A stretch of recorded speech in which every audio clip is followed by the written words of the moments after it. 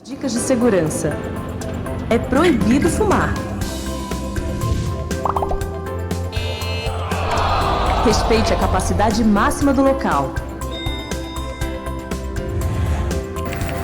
Antes de começar o evento, por favor, localize os dispositivos de segurança. Em caso de emergência, mantenha calma, identifique as saídas de emergência e siga as orientações da nossa brigada. Opa! Nosso evento já vai começar. Muito obrigada pela sua presença. Ops! Por favor, não se esqueça de colocar o celular no modo silencioso. Pronto, agora sim. Até a próxima!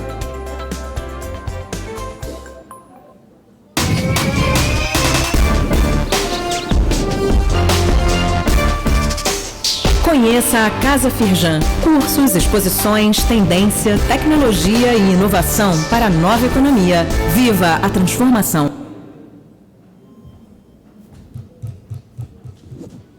Boa noite, pessoal. Tudo bem? Sejam bem-vindos à Casa Firjan. É lindo ver tanta gente aqui num véspera de feriadão ainda, né? Que bom que vocês estão aqui para discutir sustentabilidade, colaboração. Eu sou o Yuri, sou responsável aqui por parte de conteúdo da casa. Antes da gente começar o evento, queria só saber, assim, quem está aqui pela primeira vez? Levanta a mão, por gentileza. Tá, bastante gente. Bom, vou explicar um pouquinho, então, o que é o aquário, o que é a Casa Firjan. A casa é um espaço comprometido em... Ih, falhou aqui o... Foi. É um espaço comprometido em refletir e criar propostas e soluções para os desafios da nova economia numa sociedade em constante transformação, né? Esse é o nosso propósito. E o que é essa nova economia, né? Uma economia cada vez mais digital, cada vez mais tecnológica e colaborativa, e que a única certeza que a gente tem é a mudança, né? A casa tem como missão ajudar as pessoas e as empresas nessa transição. Aqui tem algumas informações básicas, se vocês precisarem do Wi-Fi. A gente tem o Instagram também, onde a gente compartilha bastante conteúdo que a gente julga relevante nesse contexto de nova economia. E a gente também atualiza sempre a programação da casa. É um propósito que eu falei. E aí, como é que a gente faz? Como é que a gente ajuda as pessoas e as empresas nessa transição? A partir de 4 programas, né? São eles o Casa Aberta, que é justamente onde a gente busca que vocês se apropriem do espaço. Então, a gente oferece oficinas, exposição, tudo de maneira lúdica para discutir esses temas que são tão importantes. A gente tem o pilar de pensamento, que é onde a gente realmente se aprofunda, busca articular com instituições que estão pensando no ambiente regulatório do Estado, como think tanks, por exemplo, para discutir políticas públicas que possam proporcionar o desenvolvimento socioeconômico do Estado. Depois a gente tem o programa do Lab de Tendências, né, do qual esse ciclo aqui de palestras e debates faz parte. E no Lab de Tendências a gente identifica quais são as tecnologias e comportamentos emergentes e pós-emergentes, de 0 a 5, de 0 a 2, imediatas, né, de 0 a 5 anos, 5 a 10 anos, que estão transformando a nossa forma de interagir entre si, de interagir com as pessoas, com as empresas. E a partir disso a gente decupa isso, a gente tem uma metodologia própria de estudo do futuro, e a gente decupa isso tudo em conteúdo e traz aqui em forma de debate, palestra, como vocês estão vendo hoje. Depois a gente tem o programa Lab de Inovação, que é onde a gente mergulha mais a fundo, a gente se aprofunda com cursos, oficinas, masterclasses. Daí, para tangibilizar então um pouquinho esses programas, hoje o passador está meio ruinzinho, vou até pedir, Luiz, tem um outro passador aí, porque senão vai atrapalhar o pessoal na apresentação. Tá aí. Acho que passou mais. Tá. Então, para tangibilizar, como eu estava falando, tangibilizar um pouquinho da programação que a gente tem, né? Essa é a programação do Lab de Tendências, então são os próximos aquários que vão acontecer. A gente vai falar na terça-feira que vem sobre como utilizar ciência de dados para transformação social, trazendo 4 startups que utilizam, utilizam dados na produção cidadã de dados. Então, tem, por exemplo, a Data Lab, que é uma rede da Maré, que tem um projeto que é super bacana e super simples, né? A gente está com uma exposição super legal aqui falando sobre dados e tentando trazer um viés mais humano para os dados, né? Não distanciar um pouquinho dessa ideia de que dados são apenas tecnológicos, é uma coisa apenas tecnológica. E a solução que eles inventaram lá nessa instituição da Maré é muito simples, chama COCOZAP.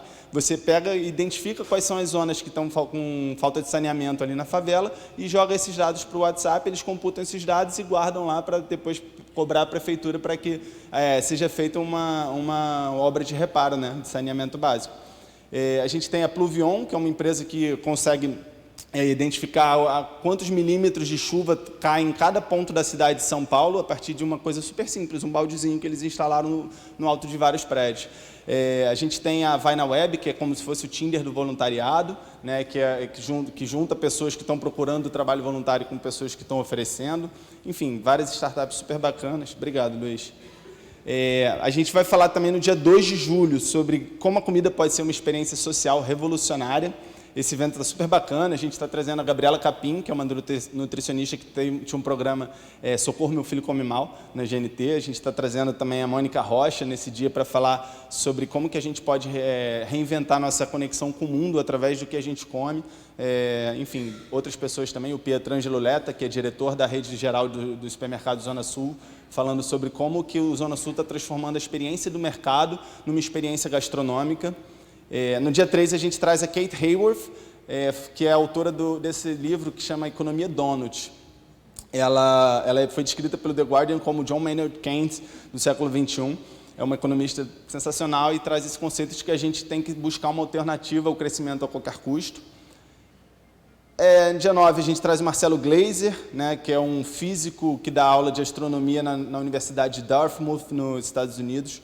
Ele está lançando esse livro, O Universo, o Homem e Seu Espírito, né? Ele acabou de ganhar um prêmio Templeton, que é considerado o Nobel da Física e Espiritualidade, né? Que une esse diálogo, que busca aproximar esse diálogo entre física e espiritualidade. 16, a gente fala sobre o futuro da publicidade. A gente traz nesse dia a Viviane Pepe, que é diretora global de empoderamento e gifting da Avon, né, que traz casos super interessantes, como que eles utilizam a publicidade para empoderar as mulheres e as clientes, né, e transformar isso em valor para elas a partir da sua marca, trazendo outras pessoas também super bacanas nesse contexto. A gente fala depois sobre os caminhos da UX, né, de experiência do usuário, e aí eu vou pular rapidinho então para a aula aberta. A aula aberta é a oportunidade que vocês têm de experienciar a nossa metodologia de ensino, então é gratuita, né? A gente está com 2 aulas abertas programadas agora para julho, de Design Thinking e de Design de Dashboard. Os cursos que estão abertos são Marketing Digital, Design Thinking, Gestão de Conteúdo Digital. A gente tem Masterclass, Como Construir a Confiança, e a Masterclass também com a Kate Hayworth, que eu falei mais cedo lá, que vai fazer o Aquário, no dia 2 de julho. As oficinas aí rolando também, Fundamentos de Growth Hacking, Facilitação para Inovação e Ferramentas para Investigação com Dados e Design de Dashboard. A gente tem um Fab Lab também aqui na casa, não sei se todos estão familiarizados com o conceito de Fab Lab.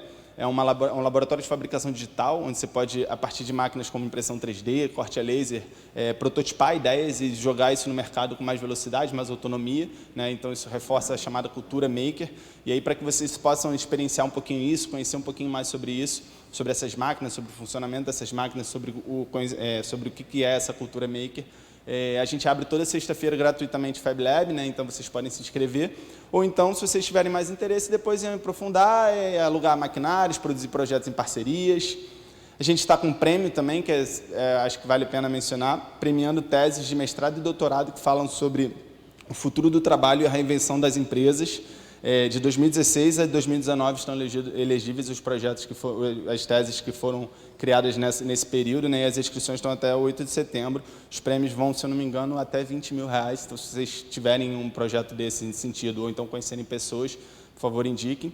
As inscrições e as informações estão no site, né, como eu falei, ou então no Instagram a gente também está compartilhando real time, sempre todas as informações. E vamos falar do que interessa hoje, né? A gente está para falar sobre sustentabilidade e colaboração, trazendo cases super bacanas da Holanda. E aí, para falar um pouquinho para começar, na verdade, esse evento, eu vou chamar a Ana Lavaquial, que é especialista em Economia Colaborativa. Obrigado, Ana.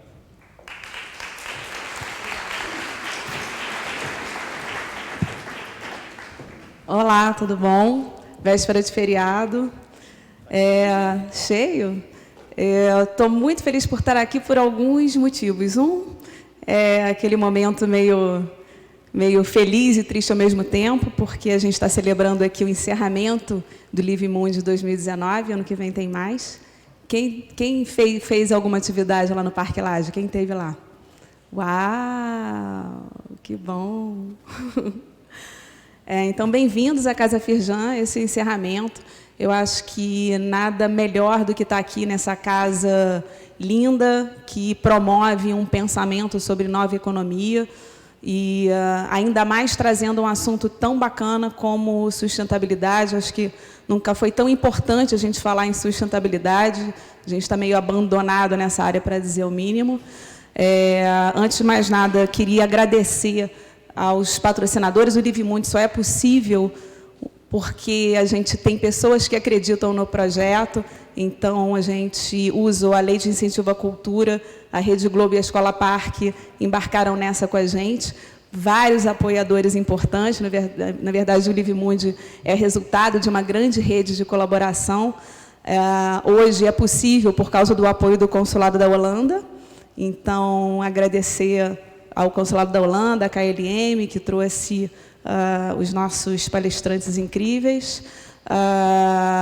Também Observatório das Favelas. Quem mais? Parque Nacional da Tijuca, incrível. A gente fez a primeira edição, já está na terceira edição. A gente fez a primeira edição no Jardim Botânico, essas duas últimas edições no Parque Laje, que faz parte do Parque Nacional da Tijuca, e pela Amigos do Parque também, que foi um grande apoiador e um grande padrinho por trazer a gente para essa nova casa. E eu espero que tenha vida longa no Parque Laje, que é um lugar com uma energia, como vocês puderam experimentar, muitos de vocês, lá no Parque Laje. A gente está na terceira edição. A primeira edição, a rede de curadores incríveis, Ana Tornag, cadê vocês? Ana Tornag, Patrícia Rod, Marcelo Mota, e a idealizadora disso tudo, Lu Coutinho, grande inspiradora, batalhadora, motivadora e gestora de uma comunidade que só faz crescer e dá muito orgulho na gente. A primeira edição, a gente focou muito no indivíduo. Então, a gente tentou olhar para como esse indivíduo podia ser ativado para fazer as transformações que a gente precisa no planeta, quando a questão é democratizar a sustentabilidade, que é o grande mote do Live Mundi, que é democratizar esse assunto de sustentabilidade, mas não de uma forma teórica, né? Como é que isso tem a ver com a gente? Por isso, na primeira edição, a gente olhou para o indivíduo e de que formas esse indivíduo pode ser ativado, como a gente viu ontem com a Marie Haig, não sei quem estava na palestra de encerramento no sábado. Ela mostra como a gente pode ser contaminado por um vírus da transformação. Então, acho que isso foi muito o mote da primeira edição, onde a gente quis meio que fazer cair a ficha de que essa responsabilidade é nossa, sim. Então, a gente tentou chamar para a ação, sensibilizando para coisas do dia a dia que simplesmente viram paisagem para a gente, e a gente trouxe esse conhecimento. Na segunda edição, a gente olhou mais para a cidade, para as relações desse indivíduo, desse cidadão, como cidadão, né, no nosso dia a dia, mas olhando para a cidade. E nessa terceira edição, eu acho que a grande palavra é conexão. Conexão entre territórios. E aí, territórios internos, que tem a ver com o indivíduo, e territórios externos. Então, a gente fica muito feliz em crescer o LIVE para dois territórios muito importantes nessa edição. Primeiro, na Penha.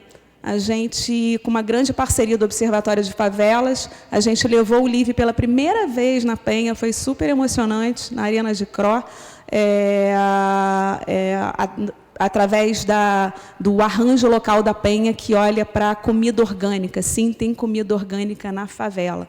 E foi muito bacana, porque a gente olhou para essas especificidades do local, né? E a gente traz aqui para a Casa Firjan uma discussão que tem a ver mais com o papel de organizações nessa transformação, porque são grandes vetores para essa transformação. Então, a gente está muito feliz em trazer nessa última edição o tema de colaboração e sustentabilidade, que são dois pilares importantíssimos. O Live Mundi não existiria se não fosse essa rede de colaboração. Vocês sentiram a energia lá do Parque Laje. Então, é um grande desafio para a gente se questionar. A gente conta com a participação de vocês para ver como é que a gente faz com que esse movimento se prolifere dessa forma colaborativa. E a gente trouxe 3 casos da Holanda incríveis, porque Holanda, Um, porque o consulado nos deu um grande apoio, e dois, porque é um dos países mais inovadores quando a gente olha para a colaboração e sustentabilidade. Eu vou precisar de uma colinha aqui, primeiro para pronunciar os nomes corretos dos nossos convidados. Eu vou chamar... A gente vai ter... Qual é a dinâmica? Cada um vai apresentar em torno de 20 minutos. Depois a gente vai promover um debate aí com a plateia. Vai ser o microfone aberto. Então, se vocês já quiserem, pensando nas perguntas enquanto as apresentações acontecem, vocês podem anotando e depois a gente passa o microfone. Vou chamar todos para cá. Primeiro, o Dan Weatherpole. Ele é fundador e CEO da PRB, que é como se fosse o Tem Açúcar holandês. É uma plataforma que permite que seus membros peguem emprestado o que precisam de outras pessoas na vizinhança. E a missão é tornar cada produto de consumo parte de um ciclo regenerativo. O site e o aplicativo dão às pessoas acesso a uma ampla variedade de produtos, como ferramentas, eletrônicos e equipamentos recreativos, sem a necessidade de comprar. Dan, please.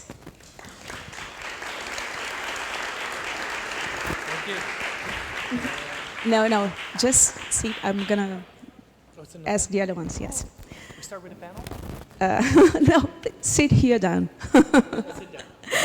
Tessa Hoft, ela é gerente de marketing da Van Moff, trabalha diariamente com a missão de alcançar o próximo 1 bilhão de bicicletas. Ela está na empresa há 4 anos e tem feito parte do crescimento da empresa, de uma startup em Amsterdã até o patamar de líder do setor. É reconhecida globalmente por suas e-bikes e pelo serviço de assinatura. Tessa, please.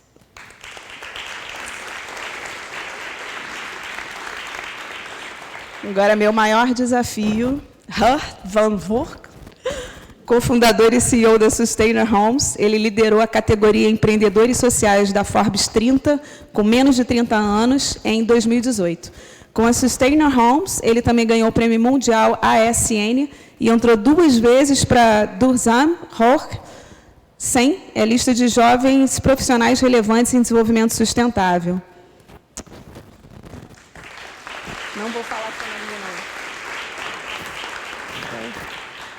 não. Welcome all. Dan, you want to start?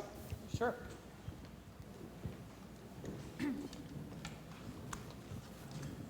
Good evening, and it's great to be here. You have to use the mic. I have to use a mic? Okay, I'll use the mic.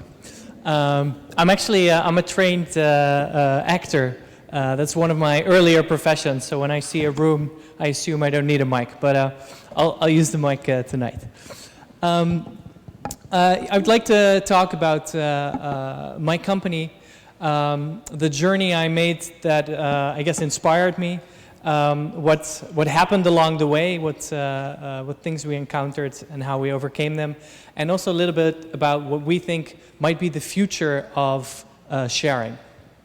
But I'll start with my personal story that begins in 2009. I was a technical director for a software company.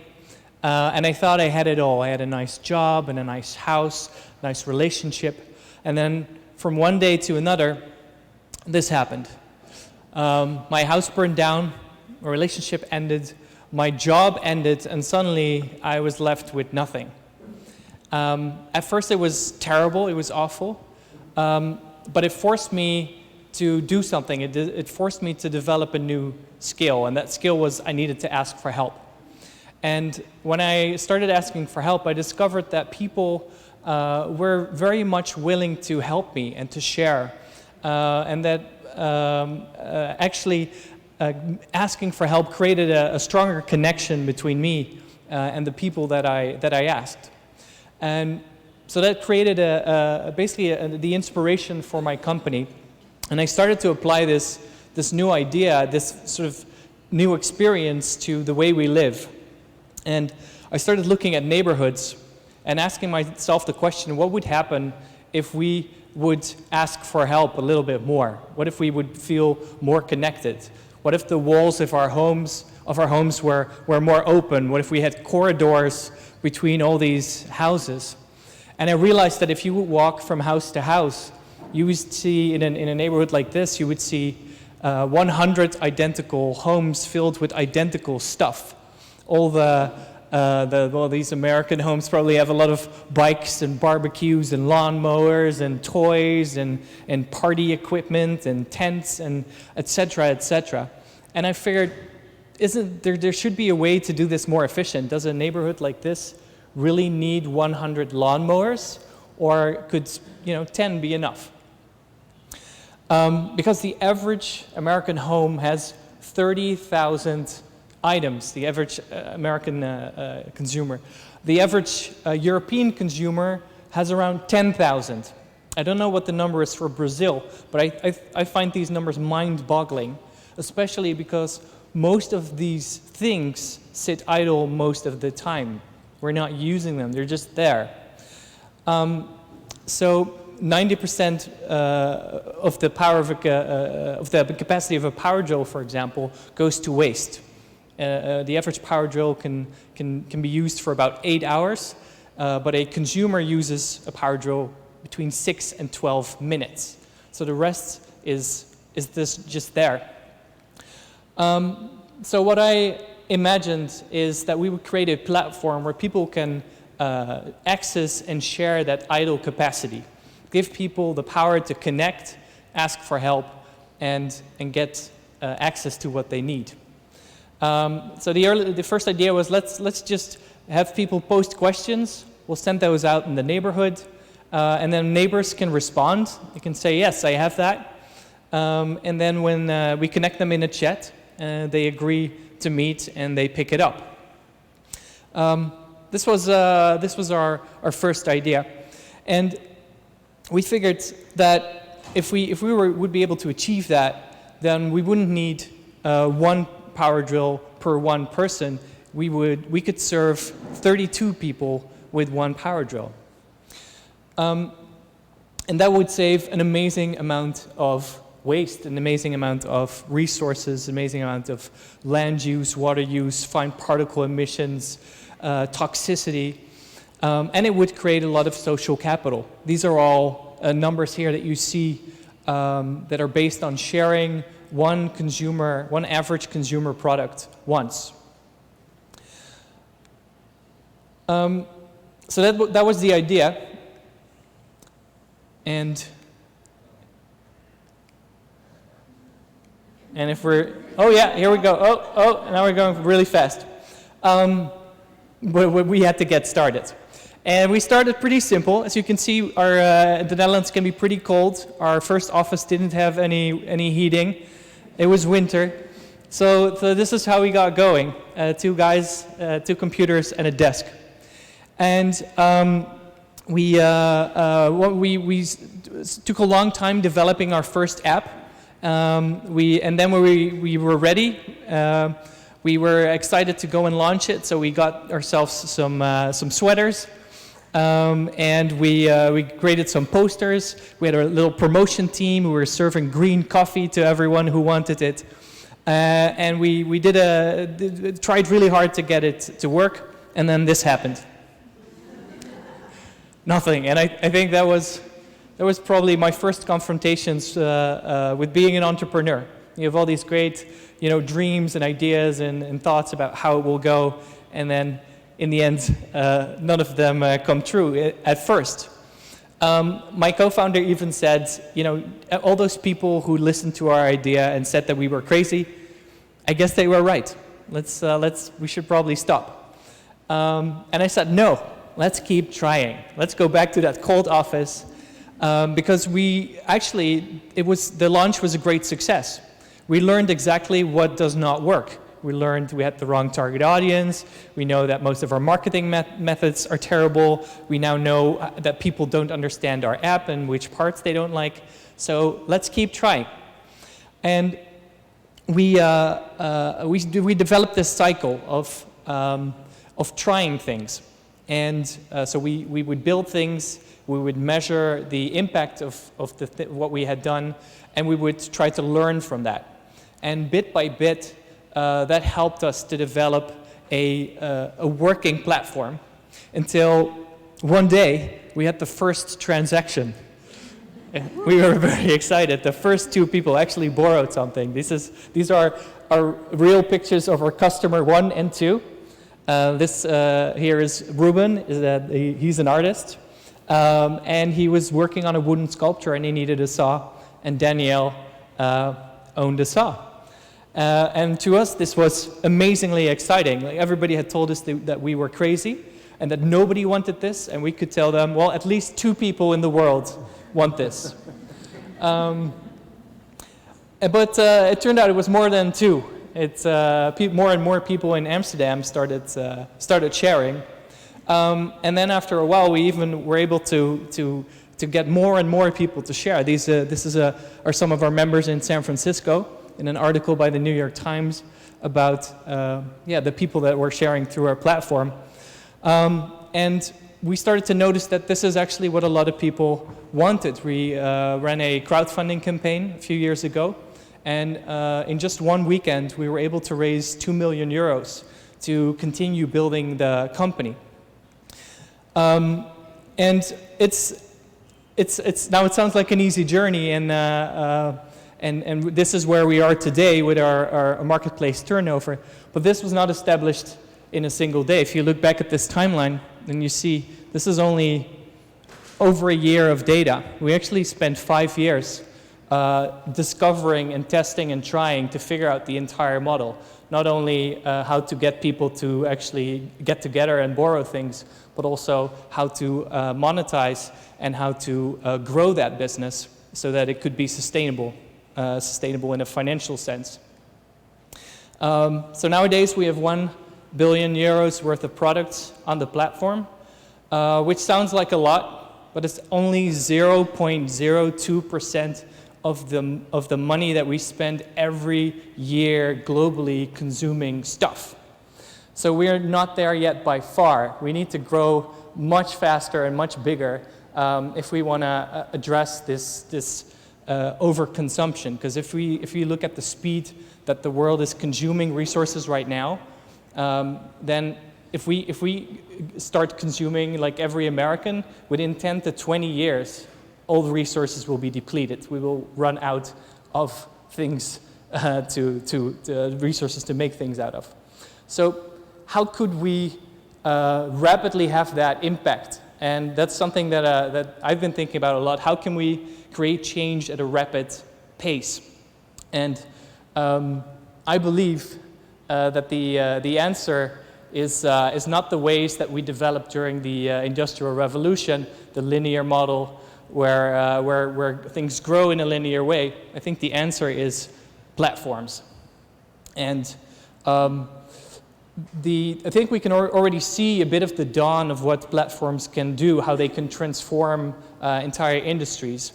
And this all started with content. If you think about information, if you think about music, if you think about video, then they have already disrupted traditional industries in an impressive way. And I believe we could use that same disruptive power to disrupt unsustainable business.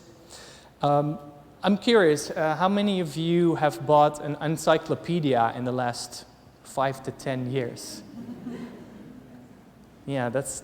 I think if I would have asked this question maybe 30, 40 years ago, a lot of people would have been very proud of their encyclopedia, right? But the world has completely changed. What used to be a very expensive and scarce asset is now something that is available everywhere, all the time, almost for free, if you have access to the internet. And it's no longer, what's in that encyclopedia is no longer decided by a small group of powerful people, but it's actually a crowd. It's everybody on the internet that can collaborate to these platforms and provide them with information. And the same has happened to video, and the same has happened to music. I believe that same principle could be applied to consumer goods. So let's imagine what a platform for consumer goods would look like. First of all, you need a network. Just like the content has the internet, I think the goods also need some sort of network. And what that will look like exactly, I'm not sure yet. But one big development I see in the future is autonomous vehicles. This is a fleet of self-driving Uber cars cars without chauffeurs. Once we see self-driving cars, I believe that car is by default a shared car, because it doesn't make sense to put something in a parking lot if that car can just move on and pick up the next person. So that a self-driving car by default should be a shared car. But that car can not only transport people, it can also transport things. And now we'll have a smart network of logistics that will change the very price, the very scarcity of location. And then I think just as with the sharing of videos and music, it will start peer-to-peer, because that's how that got started on the internet. It was the early adopters who were sharing things for free, who were the geeks, the computer experts who started to share music, and then slowly it became more mainstream. So that's what we're trying to do as a first step, trying to get people to share peer-to-peer. But we believe the real future will be in getting manufacturers involved, because that's where a lot of the problem is right now. The business model of buying creates different incentives. As a consumer, I want to have the best product possible, but as a manufacturer, I need to create products that are designed for obsolescence. A product needs to break down in, let's say, 3 years, otherwise my business model doesn't work. I need to keep selling over and over again. So what we are trying to achieve is we're taking the first steps to work together with manufacturers to offer them a business model where they do not get paid once, but they get paid every time a product is used. So that will give them an incentive to actually build products that last longer, that are easy to repair, that are powerful, that are designed to be used by communities. One of our first pilots is with Gerger, one of Europe's leading brands in pressure washers. It's a popular product on the platform nowadays. And we're excited to see whether we can really create a new type of business model for them. Another type of pilot that we're running is in Belgium, where we have products that are not only paid for per use, but that have a GPS tracker and that move from one person to another, basically through the city, and they never have to sort of touch a home base. They are floating products. And when we get more and more products on this platform, then we can start to add more services. We can start to truly create a circular economy, because products in a circular economy, they need repair, they need to be recycled, they need to be shared. And we hope we can, by starting with sharing peer-to-peer, we can slowly start closing the loop of a circular economy and create all those steps that are necessary. And by doing that, eventually, this will start capturing the entire life cycle of a product. From the beginning till the end, we will know what the quality is of a product, and by opening up that data, we can actually create even more incentives for manufacturers to create products that are truly good. Products that are no longer designed for obsolescence and for a single consumer, but products that are designed for people and for planet. Thank you very much.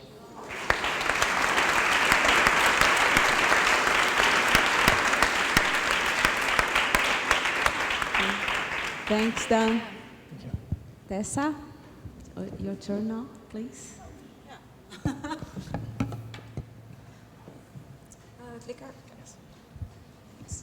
So, good evening. My name is Tessa of de Bosveld. I'm a marketing manager at Vermove.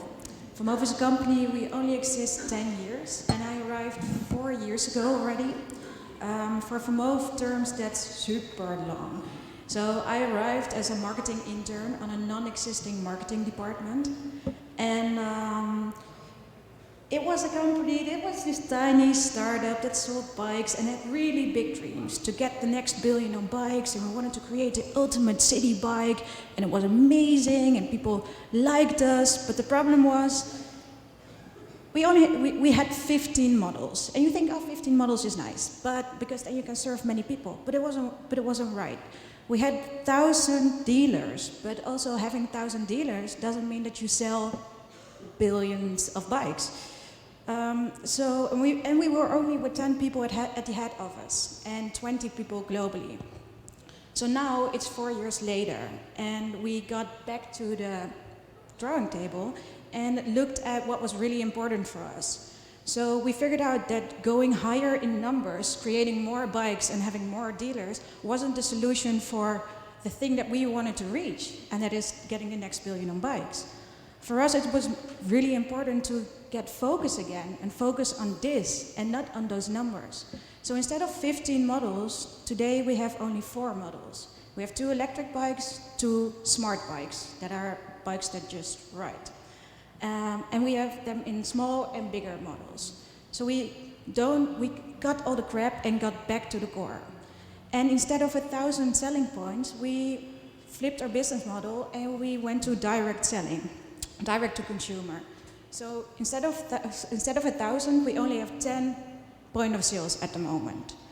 70% is sold online in our web shop. 20% is sold in our brand stores. We have 8 brand stores globally, and the other 10% is via our B2B program. So a lot has changed in 4 years. We doubled every year, and that we could only do that because, we believed in this and we got back to this.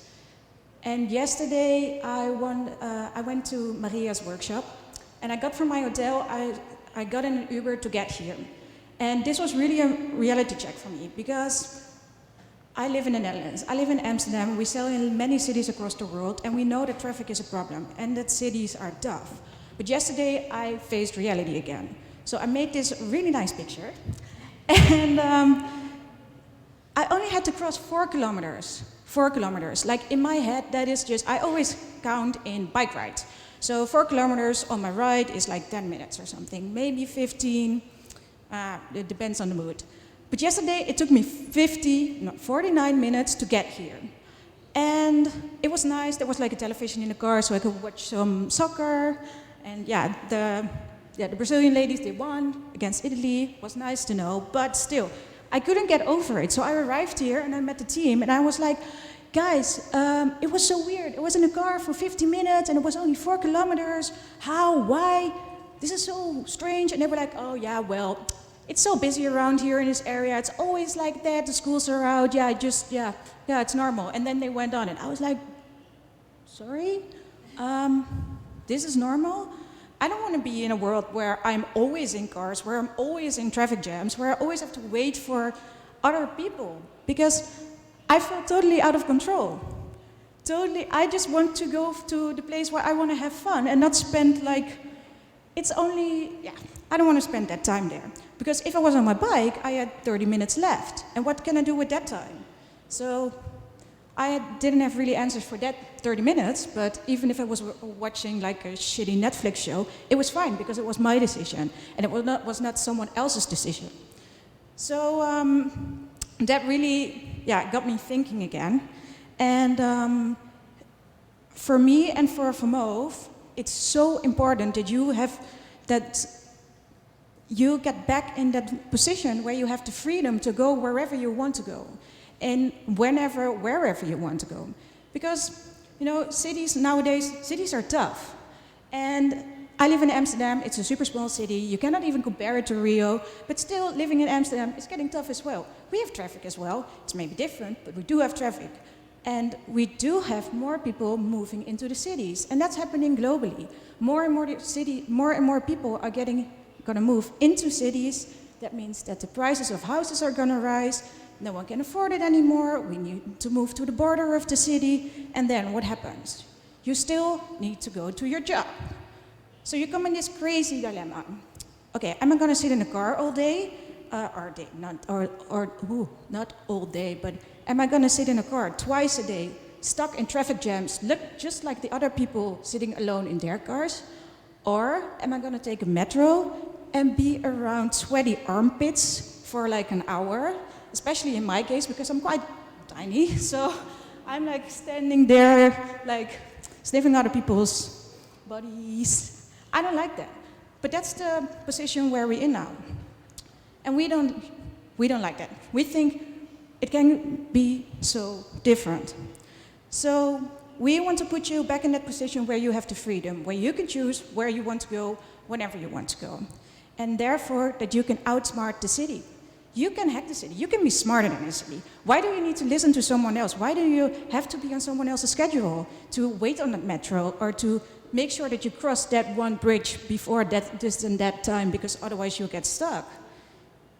So that's what we're working on. That's what we're working on today and tomorrow, and where we always will be working on. I love this city, man. Early mornings, streets to myself, fresh breeze. No one around all the space I need. Some people call me smart. I'd rather say sophisticated. Sometimes it feels like I'm flying. Sharp turns, the wind, the rush. Night rides, they're my favorite. You can leave me anywhere. This city is a madhouse, but never mad enough for me. Some say I'm the best invention of mankind. I don't disagree.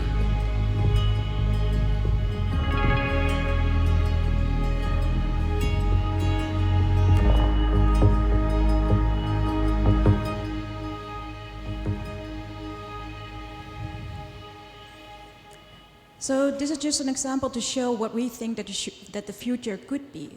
It's not that cities are going to be empty one day, but it can be about that feeling that you're riding around and have the feeling that you are there alone in your own little bubble, on your own little bike, and have a new perspective of the city. We believe that the future is two-wheeled, because we can build more roads to facilitate all the cars, all the new cars that people need to use because they need to get into the cities. Or we can build longer trains. But if so many people are going to move into cities, that's never going to work. So we need to think about creating smarter cities instead of going further with this thing that we've been doing for like, how long now? So building smarter cities in building smarter cities, we believe that the e-bike can be the change. The e-bike is a way to get from A to B effortlessly and to get going anywhere, anytime. And luckily, even here you might recognize these bikes, we're not the only ones who believe that the future can be on two wheels. So everywhere around the globe, bike sharing systems like these pop up. And it's amazing. They're great initiatives because it teaches people that you can really go by bike instead of the metro or the car. So people slowly adapt to the bike, and that's amazing. But there's one flip side, because I visited this company and it was really nice to see, and I heard that there were 32,000 bike rides in Rio every day, which is a lot on these bikes, so there's even more. But what it means as well is in these shared systems, the price of the sharing is super low, and you can only make that work if you don't have too much cost on the other side. So what bike sharing companies compromise on a lot is the quality of the bikes. And if the quality of the bikes goes down, they have lots of maintenance. So what happens, here at least, every 6 months they need to replace all the parts of this bike. And only the frame will be the same.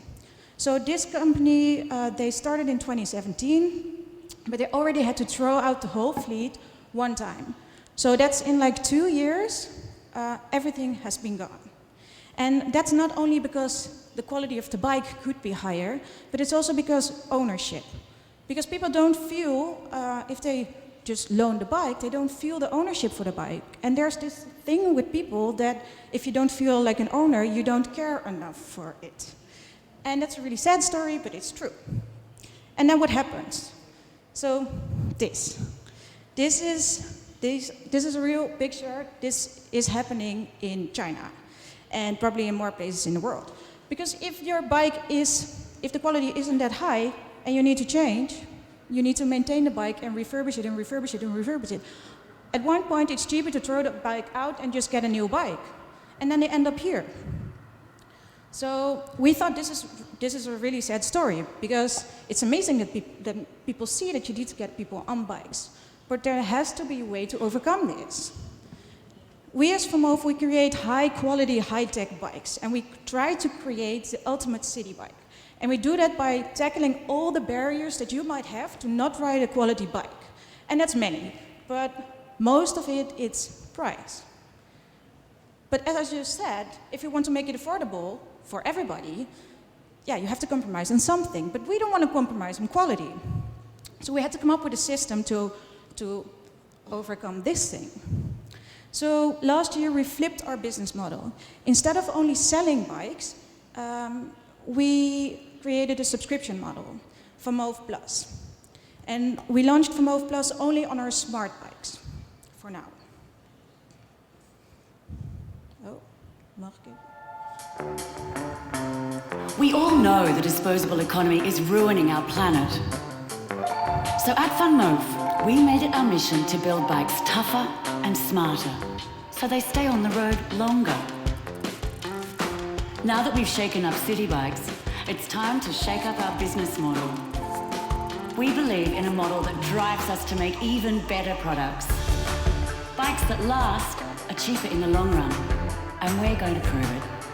Meet VanMoof Plus, a monthly subscription service that lets you ride a VanMoof for as long or as short as you want, with all the perks of owning a bike, but none of the worries. Our bike doctors keep your bike on the road with unlimited servicing. Your bike comes with built-in theft defense to scare off thieves. But if it does get stolen, our bike hunters track it down and return it to you, or replace it.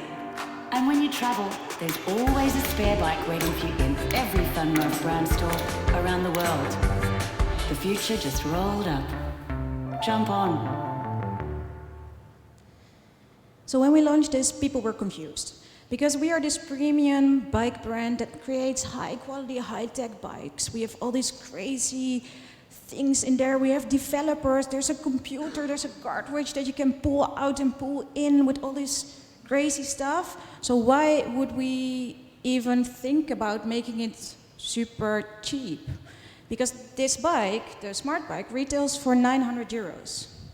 And our investors, they love it, because they're like, oh yeah, it's a premium bike, we can make this a very luxury brand and all of that. But we don't want that, because we want to get the next billion on bikes. And then getting the next billion on bikes for us doesn't mean that we really want to get 1 billion VanMoofs into the world. But we want to be the leader of the change. We want to be what Tesla did for electric cars, or what Apple did for the smartphones.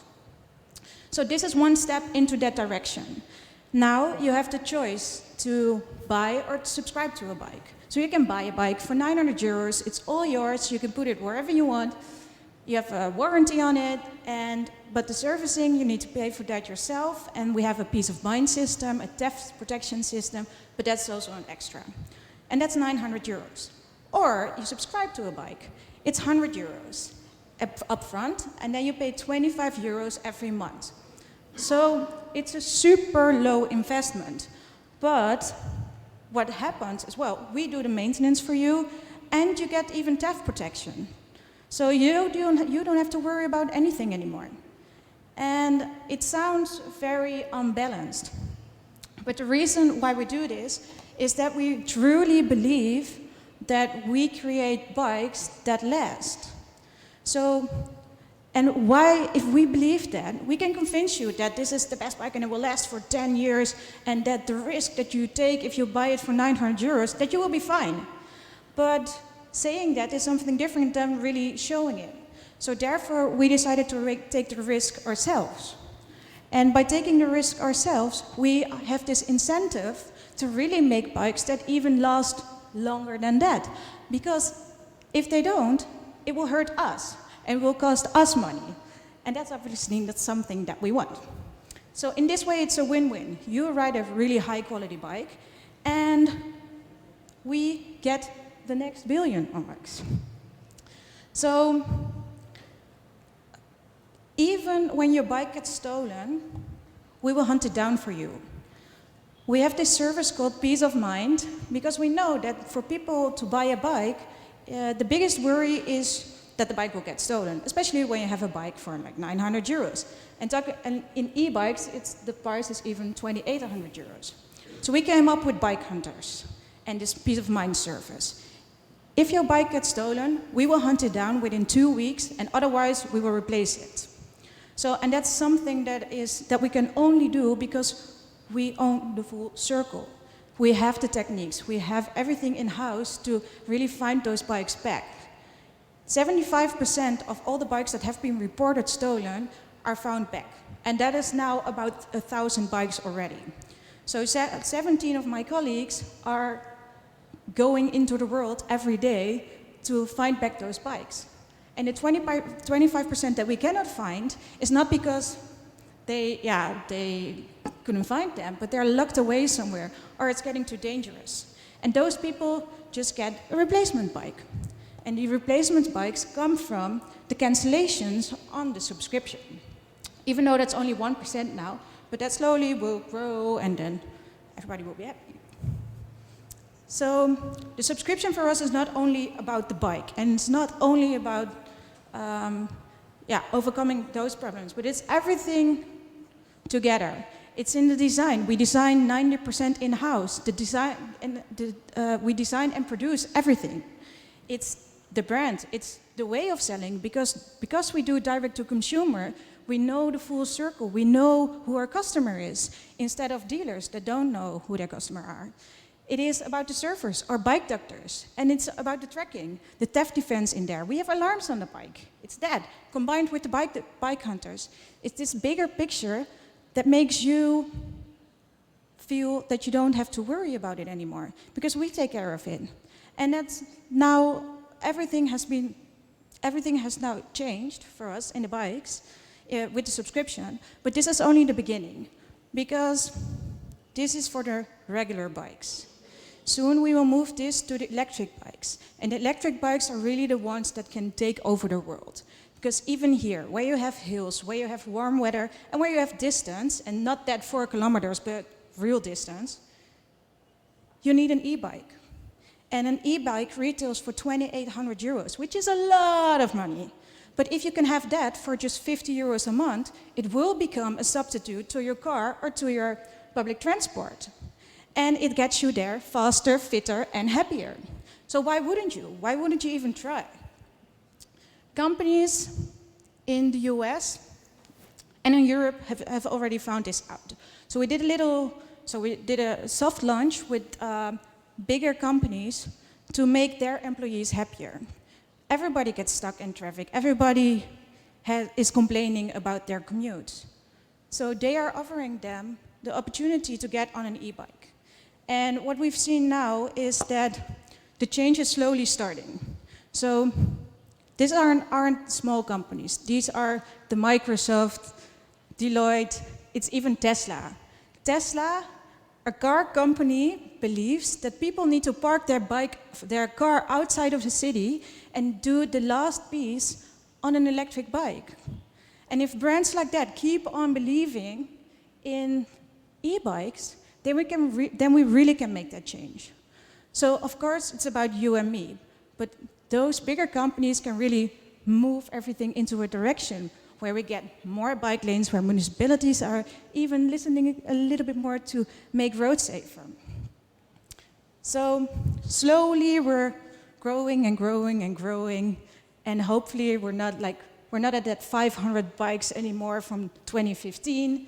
Now we're at 30,000 bikes, still not at the 1 billion, but we don't need to reach that because we want to become the leader in the change. So, happy riding!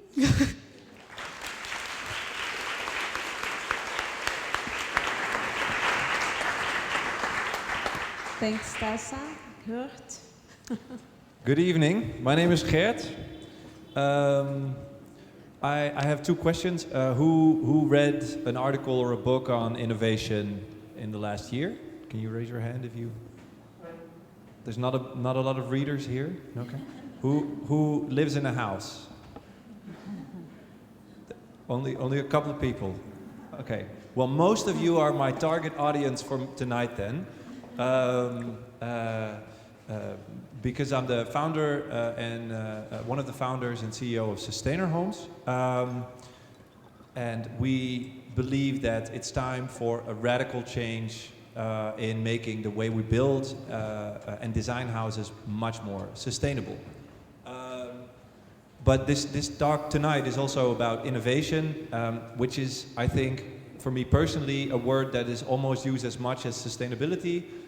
So what I would like to do is to tell you first a little bit about what we've been doing and what I think is our success story. And then after that, show you two kind of concrete cases about how we got there and what innovation means for me or for us. Is that okay? All right. Seriously, let's try one more time. Like innovation, like no, no, okay, no, never mind. So this all started, oh, we have a new clicker, great. This all started with this realization. 1/3 of global CO2 emission comes from the built environment, from buildings. It's the energy that buildings use, it's the energy required for making concrete, steel, bricks, the buildings that we use. And this is the case already, but it's gonna get much worse. Over the next 40 years, the world's expected to build 230 billion square meters of new buildings, adding the equivalent of the city of Paris every week to the amount of buildings we have. This is a pretty insane number, and it's a number from the United Nations Global Council on Sustainable Building, not me. So it's pretty baffling. So that's a pretty depressing challenge, you would say, right? Well, it's not that depressing because we fixed it. But the kind of scale that we will be building is something that in the Netherlands we had for a very short period. Right after the war, the Second World War, we were building at a tremendous pace. The wederopbouw, or the rebuilding of the country. Half of it was bombed, so we had a lot of building to do, and we did it like this. They built train tracks. You can see it. Does this work yet? So almost train tracks and fully industrial buildings here. We managed to build a lot, 100,000 houses a year. Well, it doesn't say a lot here, but on the scale of the Netherlands, which is only total population the size of Rio de Janeiro, this was an amazing performance with a couple of drawbacks. One, the quality was awful. Still right now, these are the houses using half of the energy of the entire built environment.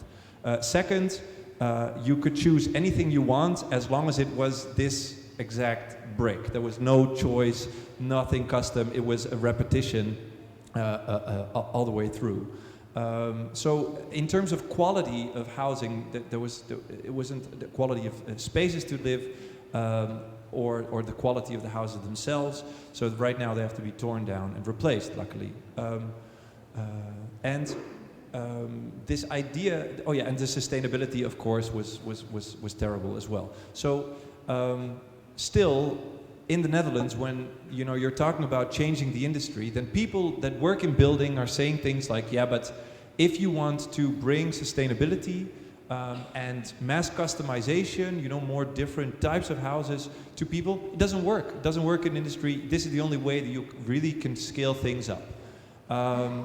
But other industries have managed to bring, mass customization and quality at affordable prices at industrial processes. So why isn't it happening in the building industry? In the car industry, you can sure, there's not an infinite amounts of models, but there's all kinds of features and choices and things you can choose. There's thousands of different cars available that you can choose.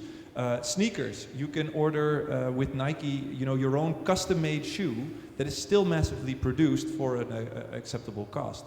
Or your own personalized, like literally it has your name on it, Frappuccino, Latte Macchiato with almond cream, soy milk, light, caramel extra topping. That's in the services industry it works as well. So why doesn't it work in the building industry? Well, the thing that's worked in these sectors is what you would call legalization or bringing some kind of modularity to it. Literally, like in this case of a Bugatti, the only non-Lego thing in this image is the driver. But even the engine is working fully with Lego techniques. And what this shows is that if you pick the right types of small bricks, you can create an infinite possibility with a finite number of building blocks. I mean, the whole universe in the end is proof of that theory, but we don't have to go to that scale. Anything can be built that you can imagine with a finite number of small bricks. So we thought if we need to bring sustainable building to the scale and the flexibility and the scale of variety that we will need to really be a revolution in the way we build buildings, we're going to need our own Lego. So, and it needs to be circular, it needs to be sustainable. So that's what we made.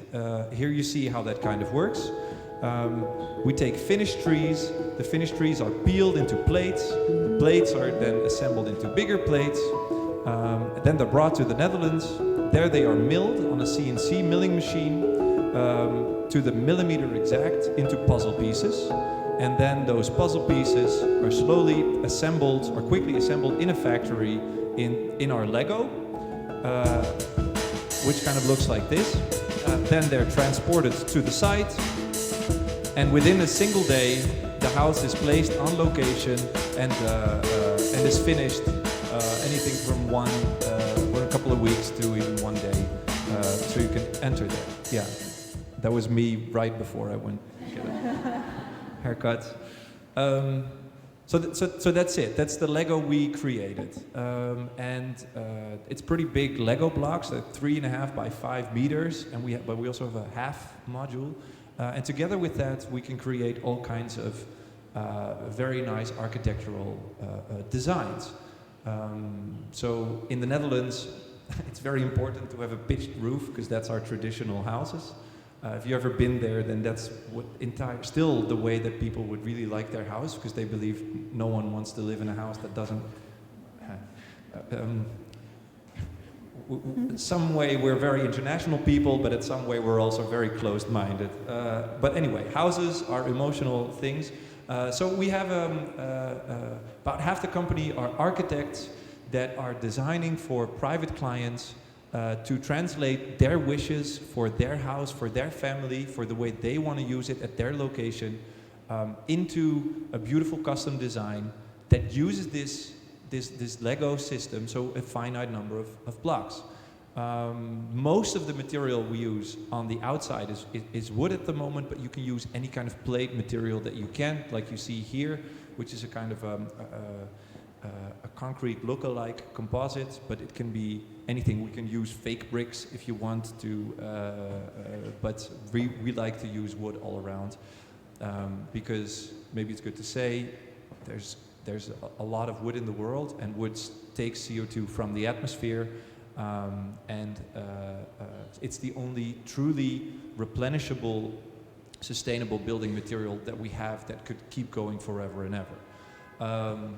At least until the CO2 runs out, and I don't think that's a problem we have to worry about for the next 100 years. So that's why we are pretty big fans of it. Now, not just the consumer clients, that's only a very small portion of clients in the Netherlands.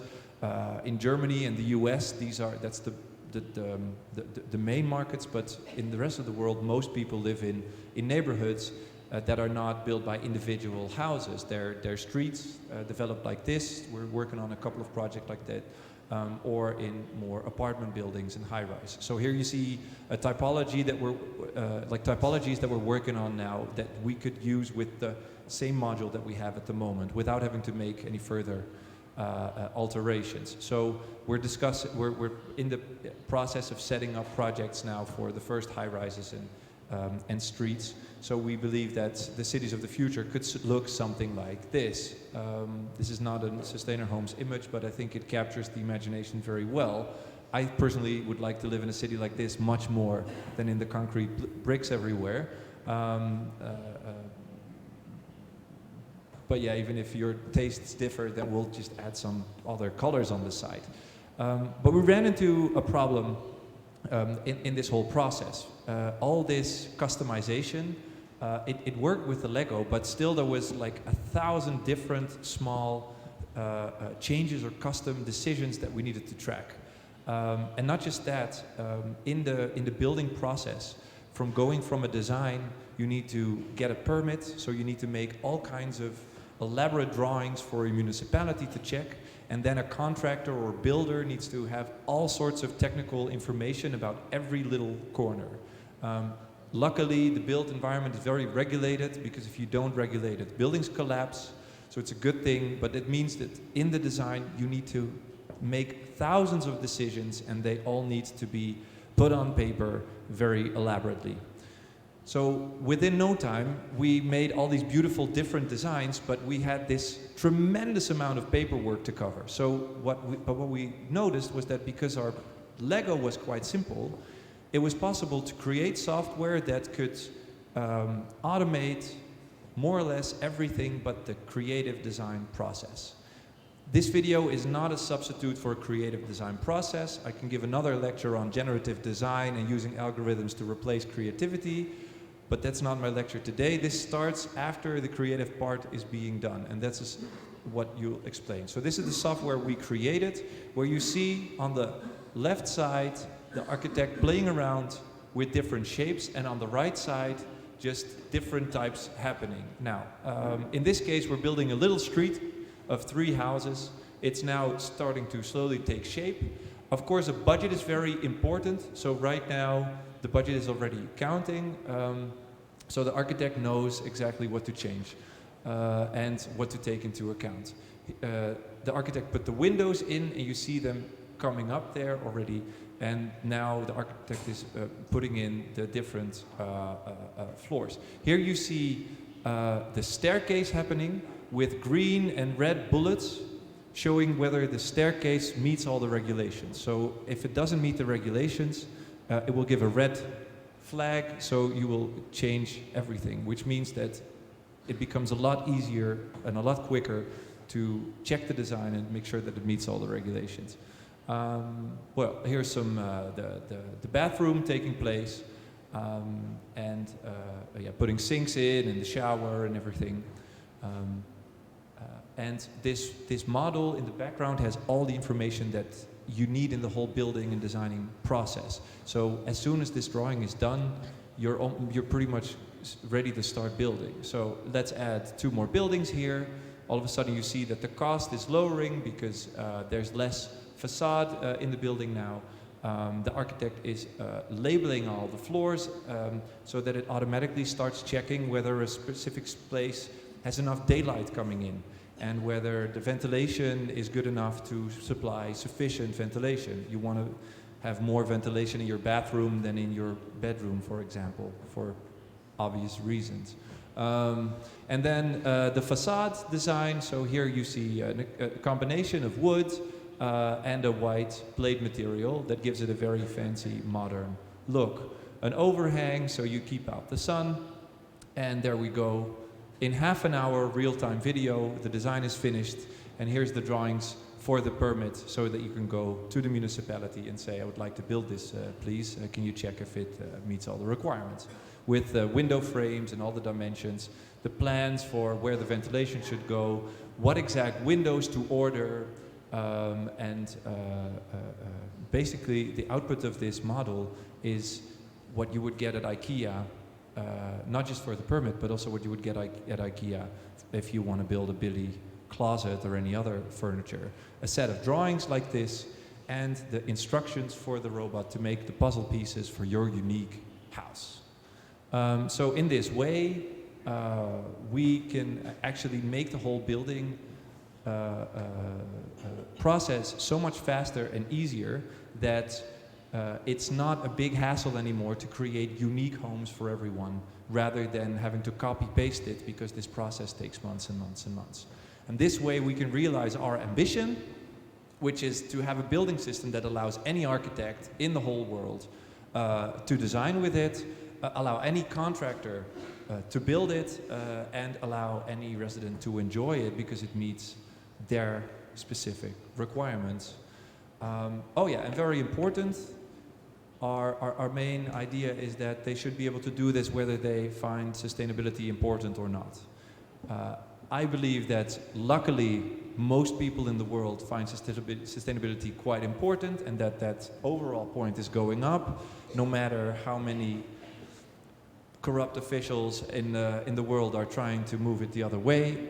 We're heading the right direction, but we can't depend on everyone embracing sustainability ideologically. In my best case, even if they don't care about it at all, let them do it because it's quicker, or it's cheaper, or it's prettier. So that's what we're aiming for. So that's basically our success story so far, where we are. There's about 40 families living in our houses at the moment, about 70 being sold, about 5 million euros worth of houses currently under contract being built, and a couple of really cool collaborations for the first whole neighborhoods slowly popping up.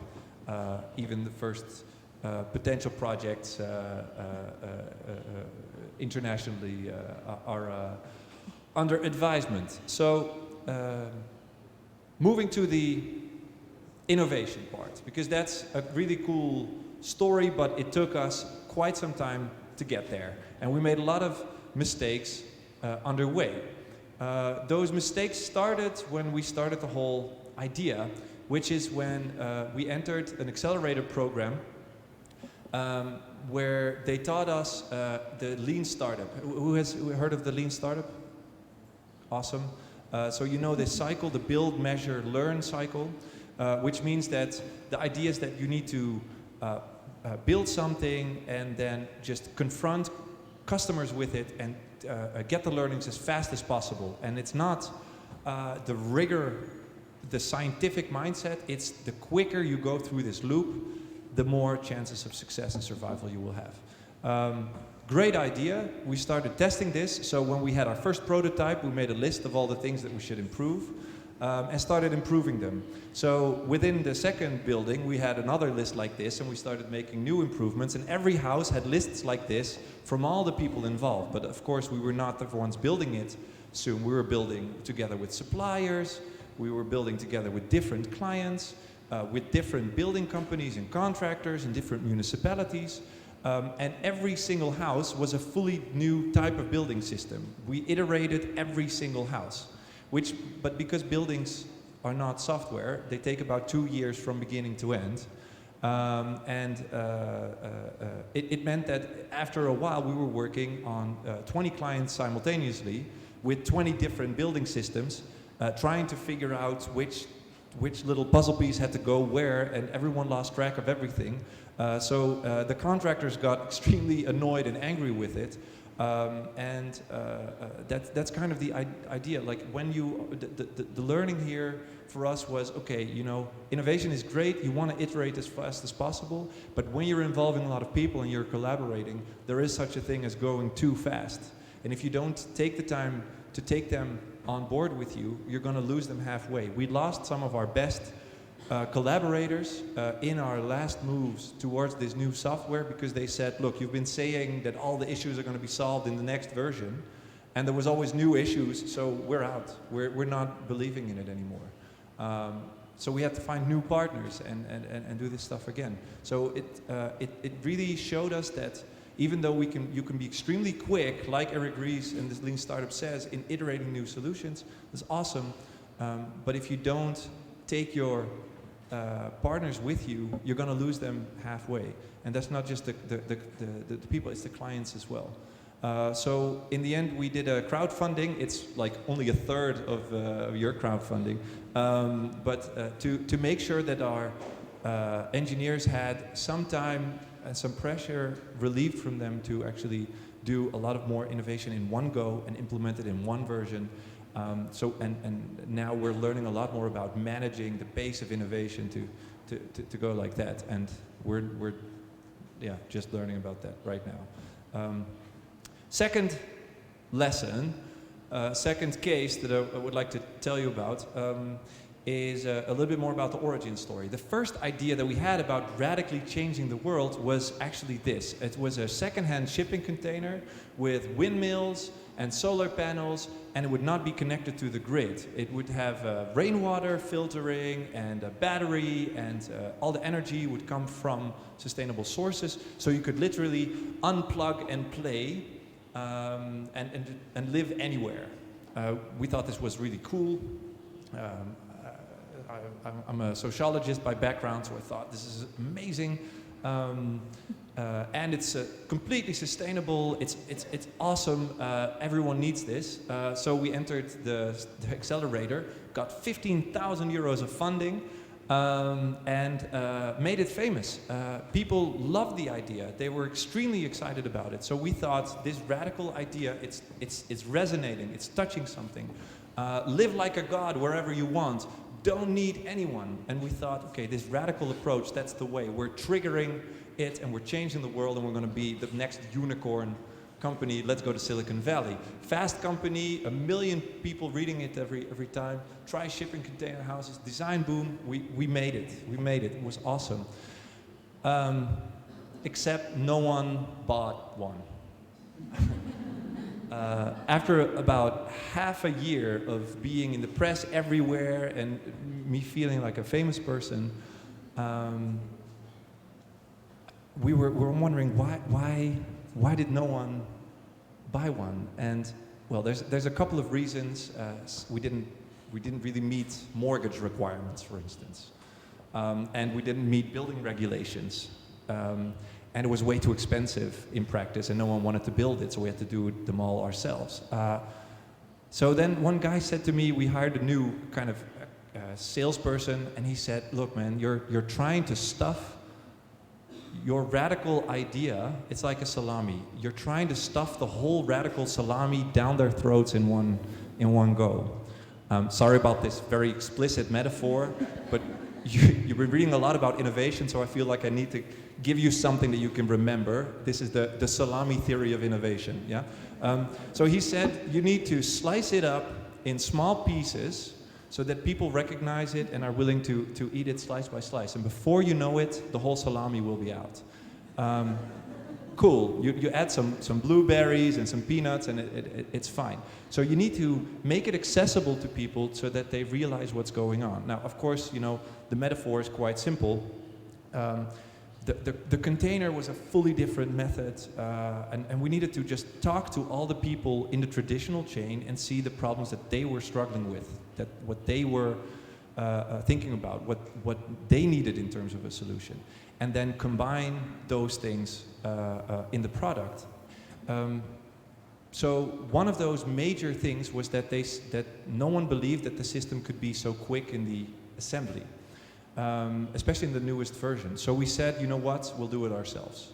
We'll build it, and we'll show these builders that this can be done incredibly fast. So we said, this was the people from our office, together with some professional builders. We rented a little hallway and built one of the projects ourselves. Tremendous success. The time was even lower than we thought. There was no more friction, there was no more struggle. We took the risks, but we could deliver on the risks, and it was amazing. So great, we needed just to be not just a design and software company, we just needed to be a building company. And then we realized that although this is slicing the salami up in the pieces and listening to the clients on what they actually needed, that there was something else though, that, you know, that if we're not careful at this stage, then we're going to lose track of the original idea that we had.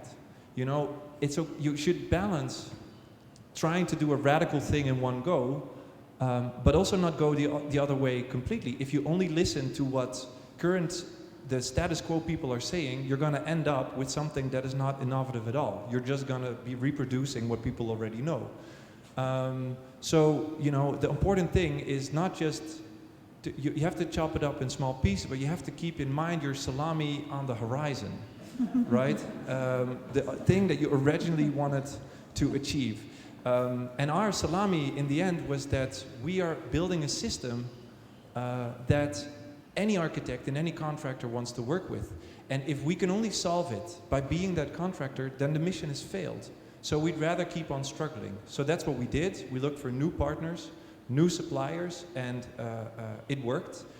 They didn't have the struggles of the beginning. They just have success stories, and they're extremely happy about it because we made all those mistakes already.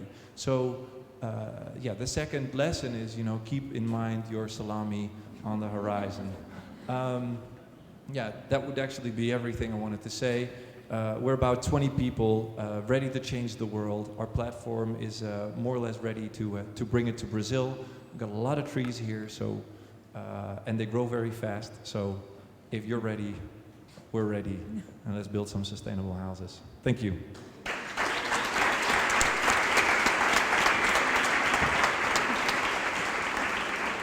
Obrigada. Acho que eu vou fazer os comentários em português. Melhor?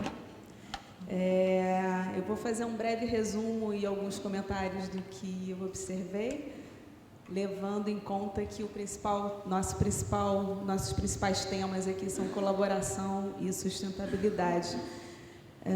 Eu acho que todos de alguma forma falaram e são aderentes a algumas transições que estão em curso, né? Olhando para nosso estilo de vida, como a gente olha para esse novo futuro, para as novas economias e novas formas de fazer negócio. E eu acho que essas transições têm muito a ver com sair da posse para o acesso, sair do produto para o serviço, sair de um modelo centralizado para um modelo de colaboração em rede, sair desse pensamento de escassez para a abundância e mesmo olhando para uma casa, para o modelo em Lego, eu acho que é importante entender que nos 3 modelos de negócio, esse consumidor está no centro. Alguns usaram a palavra escolha, então esse poder se volta muito em função da tecnologia, habilitando essas escolhas, essa abundância de recursos, onde até uma casa pode ser integrada por causa de um conceito de Lego, de uma certa padronização e inteligência, só que de uma forma customizada. Então, nesse sentido, eu acho que a nossa cidade imaginária do painel é uma Minha Casa Minha Vida, feita de Lego, cada um no seu estilo, com sua personalidade, onde todos trabalham muito próximos dos seus locais de moradia, numa bicicleta incrível, que não vai quebrar quase nunca, e onde eu não preciso ter muitas coisas, portanto a minha casa pode ser menor, porque eu consigo trocar em relações de produtos e locais centralizados de trocas, eu não preciso possuir tanta coisa. Então, eu acho que essa é a nossa casa imaginária do painel. O Dan falou muito sobre esse foco no produto, o acesso do produto como um serviço. A pobre da furadeira sempre paga o pato, né? Porque é sempre usada como o principal exemplo. Mas, sobretudo, fala sobre valor. Como é que eu atribuo valor às ociosidades que eu tenho dentro de casa. Então, o desafio é cada um olhar para a sua casa e ver o que está parado lá, porque aquilo ali tem um valor que não é monetário, é o valor do uso, é o valor do benefício. A Tessa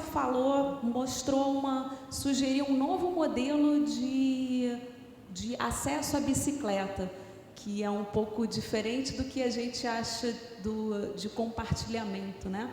E mostrou como a sustentabilidade tem a ver não apenas com acesso, mas com uma mudança no modelo de produção, que prioriza objetos a partir do design desse objetos mais duráveis, para que ele possa ter um reuso e uma vida longa maior, contrariando modelos de obsolescência programada e envolvendo também os fornecedores, assim como o Dan falou, nessa tentativa de mudança de modelo mental para produtos um pouco mais duráveis, né?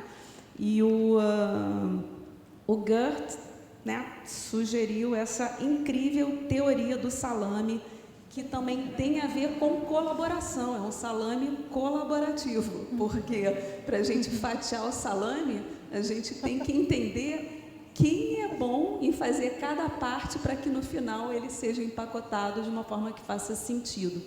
E eu acho que todos falaram muito sobre o que para mim é o centro desse pensamento de economia colaborativa, que é, de alguma forma, todos falam sobre relações de confiança e segurança. Eu preciso confiar na bicicleta, na plataforma e na casa para eu poder fazer essa escolha de acesso.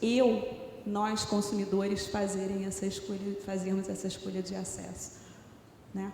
Então, eu vou começar perguntando para os três de que forma vocês estão ganhando dinheiro com isso. E depois eu abro para vocês. Eu acho que tem microfones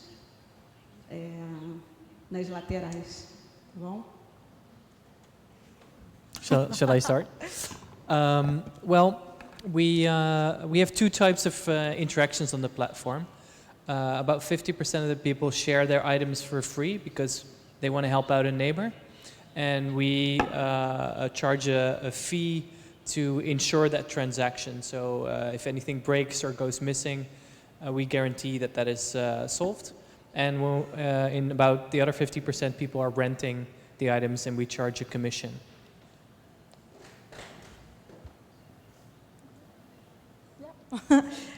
So for us, we're still on a double model at the moment. So for the e-bikes, we still only sell them, and the subscriptions are now 66% are on subscriptions.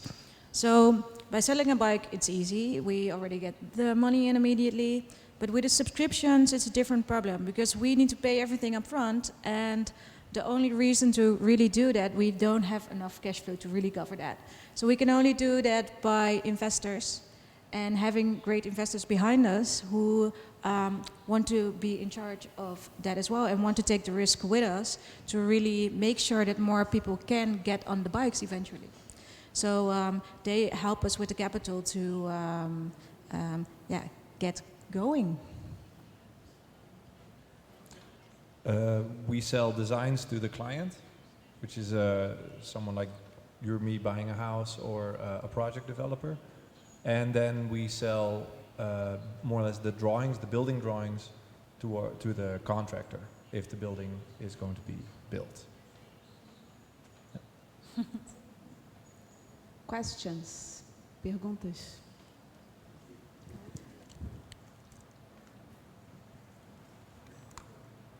Hello. Sorry, I can address in English or in Portuguese? Whatever. Okay. Let's start in English because those guesses are in English, right? I'm an economist, so my mind is more attentive to the jobs of the people. You are saying you're renting or borrowing stuff from one house to other house. How about you can address the sustainability of the jobs, the people who is producing goods? Because you are blocking the market if you have some goods bought into people. As the same as the bicycles. If you are sharing the bicycles around, nobody's gonna produce bicycles anymore because I don't need it. The people who is a producer, they're gonna lose their jobs. So how can be sustainable this whole world looking for jobs and they are closing jobs with this mind? Can I start? Thanks a lot for asking that question. And I think you're right. We are blocking the traditional linear economy. But we are creating a new economy with different jobs and different opportunities. And so one of the interesting things right now is most of the manufacturing is not done locally. Most of it is imported, so it's not creating a lot of local jobs. The fact that we have all these cheap resources makes it easy to have many things manufactured somewhere else, then bring them here, because also our gasoline is very cheap. And then once they're here, we waste them, we throw them out, because it's very expensive to repair items, to maintain items, and to provide the logistics to share them. So if we would shift to a model where we start valuing resources much more and actually lower taxation on labor, we would be able to create a lot of local jobs in repair, in maintenance, in the logistics involved in all the sharing. And it turns out that these manufacturers who create products that are shared, some research by the Ellen MacArthur Foundation into this, is that they are creating less products, but the margin on these products is actually better. So they are, in the end, the companies that are creating sustainable products actually have a stronger business model. This will become, if this goes mainstream, it will become a problem for companies that are developing these cheap products that break quickly. So the products that, but I think if you're a manufacturer that is trying to create the best product they can, high quality, beautiful products that last a long time, then this is actually going to create a world of opportunity and more jobs in the end.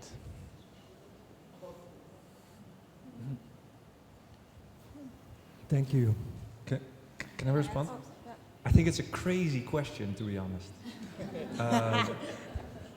Like the idea that the purpose of human life is to produce because that's the mode we've created to get an income, and that the side effect is then that you also have to buy to put it in your shed. I think then the system is wrong and that we need a new type of economics, to be honest. Or we tax the people who now save money because they do it, and then we use that money to get people to get rocks from this side to over there, and then from that side to over there, and then we've solved it.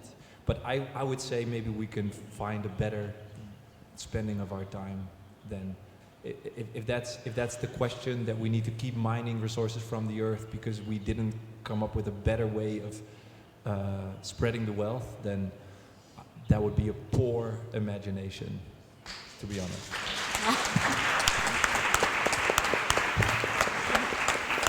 Sausage. Thank you. Thank you very much for your presentations, all of them excellent in terms of breaking the philosophy of how the world actually is organized in producing, consuming goods. The question here in Brazil, of course, is that we are still operating under very traditional culture, and how does one overcome exactly that point that was raised by the first speaker in terms of changes? How does actually we that want to go to work on our personal car, and there's an interesting study in São Paulo that says that a person that owns a car and works in the downtown in 1 year loses 31 days in traffic jams. Can you imagine? In a life you lost 1 month and 1 day inside of a car, not producing anything, just burning gas and being nervous because you're not arriving at the point of destination. I mean, this is basically is the point. Once you look at the São Paulo today, you see people using bikes and, I don't know how it's in English, the little pedal scooter. It's the biggest success in the last 2 years. In fact, you see people in suits and ties using these because the jam has become a total waste of time. And style of life is changing. But it's changing on a smaller steps, not as you're proposing in many cases. I myself am an architect, and I'm always was impressed by the Bauhaus idea in 1920s of doing modular industrial, not artisan, not artifacts done by hand, but mass-produced, good quality design. So this is still a big challenge. We don't have here in Brazil yet any experience that we could say, look, this is something that worked very well. We have a government that subsidized Minha Casa Minha Vida, that Maria was saying, and this is the point. It has spent almost $100 billion in the last 15 years for very poor modular housing that's done in a traditional construction. We have a lot of wood here that is being exported without any benefit of value added into it. So my question for you, Gert, what would you conceive as affordable? The point in Brazil is affordability, because these houses are very cheap houses on the market. This is the cheapest. 45 square meters for 52,000 reais, which means 1,200 reais per square meter. Brick, no insulation, no nothing. The house will last not more than 8 years. It's going to be a ruin in 8 years, because it is 8 years, yes. This is what we calculated in a study. So basically, it's a politically motivated program. It brings a lot of vote because it's popular. You're giving houses for very low, but very low quality too. So the big question here is really, how do you address larger scale problems, not small steps, slicing the salami, but build a factory salami that everyone can have. It's a good quality salami in the near future. I mean, this is the point. I just want to finish this very long exposition so you can actually talk, not me. I'm also a cyclist. The biggest problem in Brazil, in the cities, is that paths, cycling paths, are very interrupted, and you need to use asphalt. It's very dangerous to use asphalt because a lot of people use it against the grain. They come with tricycle delivery against the, and sometimes you actually have accidents with pedestrians. So before you actually come with bicycle solutions, you need really to have an infrastructure. How do you convince in Holland to build these massive express skyline ways that, skyline actually is in London, not in Amsterdam. But how do you convince government that bicycle is the future? Bicycle is cars are like cigarettes of yesterday. They're going to become obsolete, but we're not prepared for the bike yet because we don't have infrastructure. Thank you. Thank you. Yeah, I think this is part of that. So to be honest, I don't think in the Netherlands, obviously we don't have to convince the government anymore about creating more bike lanes. They already know. We've been cycling for 100 years and we will probably be doing that for the upcoming 100 years. But it's more about the new cities. So all the municipalities, all the bigger cities, all the big municipalities across the world, they have the same problem because cities are growing. People are moving, and there are more and more people getting into the city, and the traffic jams will keep on growing, and the public transport system can't handle it. So they see that something already needs to be changed. And it's all about creating these smarter cities, as I've talked about. But it can go two ways. So I talked this week with the bike mayor of Rio even, and they do he does lots of research to show cities, to show municipalities that biking can come two ways. So one way is the municipality is building bike lanes and therefore pushing biking as a great way to go through the city. But it can also come from the people. So in other cities, it is already started with the people that already felt like they don't want to be 31 days of their life in a car. So they already found that solution themselves. And that's on a smaller scale, but still, it's a bottom-up culture. And I think it's super important that in the places where that is already happening, that there is that research is be done and is shown to the municipality in hard data, because that's what we love, to really show how big of a problem this is. And yeah, so it goes both ways. Of course, we can start with building the bike lanes, but people do need to ride as well. And yeah, it's the chicken and the egg story, to be honest. And so even in London is a city where cycling was horrible. There are many bike deaths there. It was only used for racing or for delivering mail and all of that. But now they realize that London is also horrible in traffic. Horrible traffic, the metro system is fine, but they can't handle it. But now they already have seen there as well. They want to become one of the biggest bicycle cities of Europe, which is crazy because they're competing to Amsterdam and Copenhagen that are really built on cycling. But they've seen the change, and slowly when bigger cities like that, and so London is doing that, Paris wants to go like that now, everybody needs to push out needs to reduce all the cars.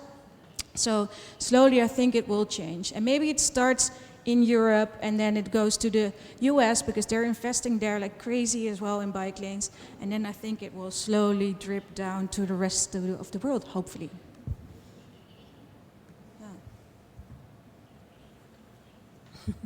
Yeah. Cheap houses and changing culture, I think, in a nutshell. I was actually talking to someone in the audience here yesterday at length about whether we could make it as affordable as the Mia Casa, Mia Vida program. And the thing is, I'm not really sure if we can do it today, but I'm sure that we could do it in time. In the end, it has the same amounts of walls and a lot of smart people using smart technology will probably be able to outcompete, to be honest, idiotic people using idiotic technology. That's something I believe in, and so I think we should be able to crack the cost case. We will need some investment, of course. We will need some brave people to take the first step. The reason why a lot of those steps are not being taken is because leaders are often saying, I have to defend my constituency, and they don't like biking, they like cars, or they don't like wood buildings, they like concrete. And that's a very easy kind of thing, right? Like that's kind of the salami slices, saying if we deliver exactly what we get, we will never get somewhere else. So we need a couple of brave people to take the first step, even knowing that in the beginning it's not going to be better. But if you can get a couple of people involved, then I think a lot of people are very willing to follow a good example. I have the feeling that, okay, who here would consider a wooden house? Like, more than enough, like more than enough. Like the revolution started today. So if that's one speech here, yeah, it's not going to take too much effort to switch 500,000 Mia Casa, Mia Vida houses. I think this is the symbol of the micropower that we all must have, according to Marie, who was here yesterday for the workshop. So we understood that we just need 21 days to change the world, right? So it begins with us and this change of habits, and I think more and more we are conscious about the power of mobilizing society through, I think, events like that. Come on, tomorrow is a holiday. Everybody's here listening to crazy Dutch people with crazy business models and trying to change the world, right? Any more questions? Great. I'm asking Portuguese. Alguma vez vocês já consideraram vender móveis sustentáveis também? Yes. fact, they're on a web shop, and they're very pretty, but in the end, it's not where we can make the impact that we need to make. So even if we could make money with it, it's going to take time and effort from the engineers, from the smart people that we contributed, and we're going to need every minute of them on the major issue. So we decided if someone buys it, fine, but we're not going to spend any minute on this distraction. And it's very hard to sell furniture.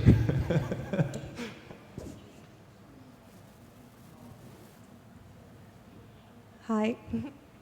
The next question was going to be mine, but you kind of answered what I was going to ask with the previous questions, so I'm going to kind of change what I was going to say. I was going to ask, what is the most important aspect of a business that is about innovation when it is so hard to fight against a characteristic that we have that is so strong in us with capitalism and how we consume things and how we have this automatic habit of buying stuff and having stuff, even if we know that most of them don't have that most of them don't have much utility, like Dan said in the beginning. So when the movement started to grow after this couple of people started to take the first steps, what do you three believe that was the key factor that made other people start to engage in this cause of sustainability and changing? And I don't know if I'm making myself clear because I'm kind of nervous. But what I want to say is you need a couple of people that are brave enough to make the change. But it is very hard to fight against a habit that is so inherent to who we are as people who live in a society that is made of producing and consuming desperately. So what do you believe in your experience that you could observe that makes people want to make this change and fight against the world, basically, to really make a difference and get there and get to this, what feels like an ideal for us now and is actually happening, even if it's slow? Is it clear, or am I just going crazy? I think I have an idea of what you're saying. What I've noticed in creating this business is that there's only a very, very small group of people for which sustainability is a main buying motive, and I don't think that's going to change soon. So in order to get everybody involved, and not just the people that are, the activists, we've had to develop ways to basically fulfill the needs of ordinary people and help them to fulfill their need in an easy and convenient way that happens to be sustainable. And we've spent a lot of time trying to find an existing behavior and using that. And in this case, existing behavior is rental. Sometimes with some specific items, people will think about not owning something. And we use that behavior to get them in the very first time.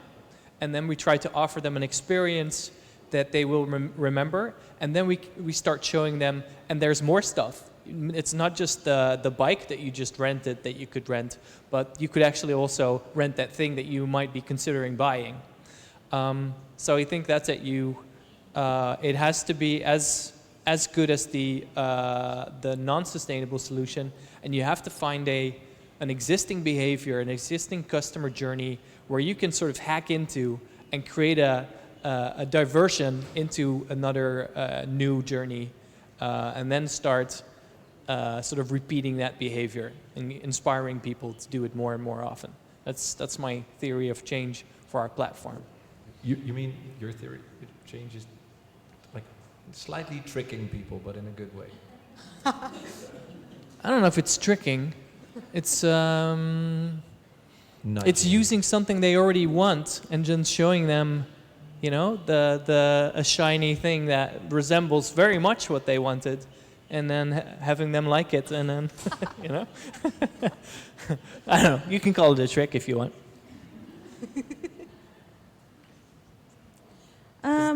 Yeah, does make sense, yeah. I think for us, it's different. We are the same. Sustainability is not the main thing, but the most important thing for us is letting you see that you can save so much time if you go by bike. And not only that time, not only that 1 month in your life, but also a lot of money. Because if you get out of that car, you don't need that car always. So for the times that you need a car, you can rent a car, or you can maybe get one on a platform or whatever. Just use it, only have it when you use it. It's about owning less and using more. And if you tell someone that you just cut your commute in half by going by bike, people will listen, because they don't want to be in a traffic jam either. So it's really focusing on the benefits for you, and by riding a bike here, you are sustainable.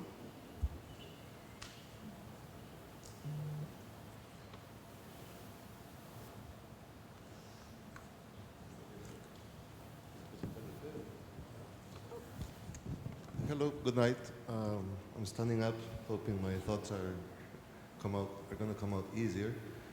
My name is Patricio. I've been living in Brazil for 10 years. I'm from Ecuador, a country which also seeks lots of sustainability initiatives.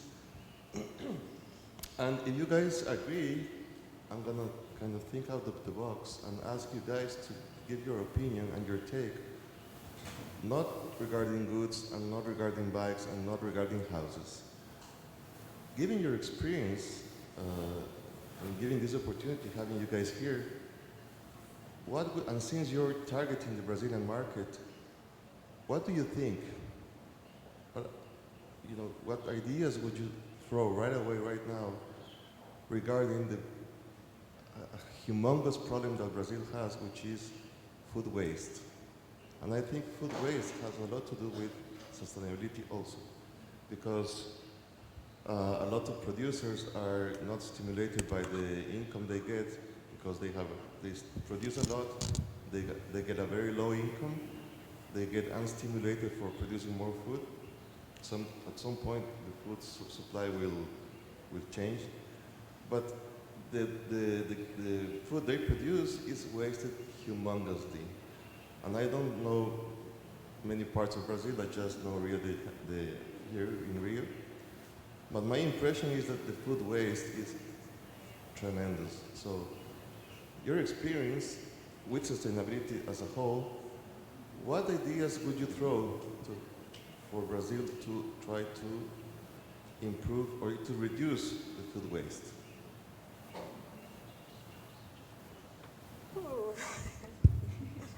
Shall I give it a go? I'm not going to claim I'm an expert in any way in food waste, but I can maybe give you examples that I've seen in Europe with regards to food waste. I've heard numbers that up to 1/3 of all food is wasted, which is incredible. And some solutions that I've seen become quite successful. One of them is in the UK, and they've grown very rapidly. And it's a platform that distributes that food. And the way they do it, I think they go to the local stores at the end of the day when they have leftovers. They signal sort of a person that is a member of the platform. They go and pick it up and take it to their own neighborhood. And I think they either sell it there at a very low price, or they give it away in order to help people that might not have the money to buy that kind of food, to still have access to it. And I think the person that goes and picks it up actually gets to keep 20% or something in return for doing that labor. And this platform has grown very rapidly and successfully. I think they have 1 million people on there now and are saving a lot of food. So that's one solution I've seen.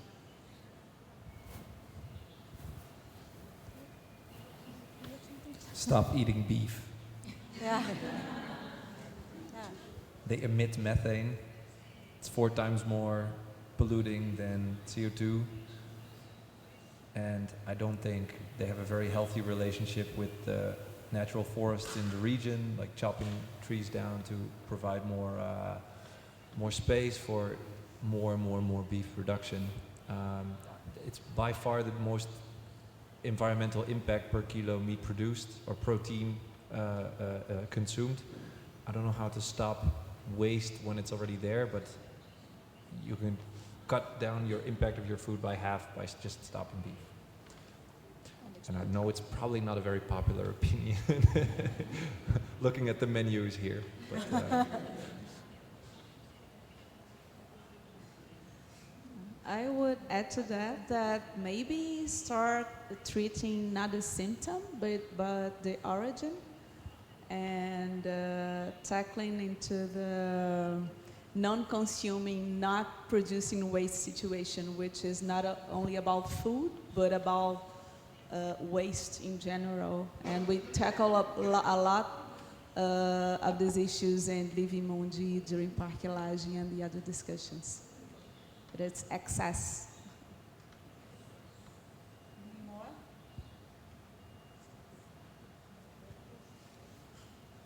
Yep.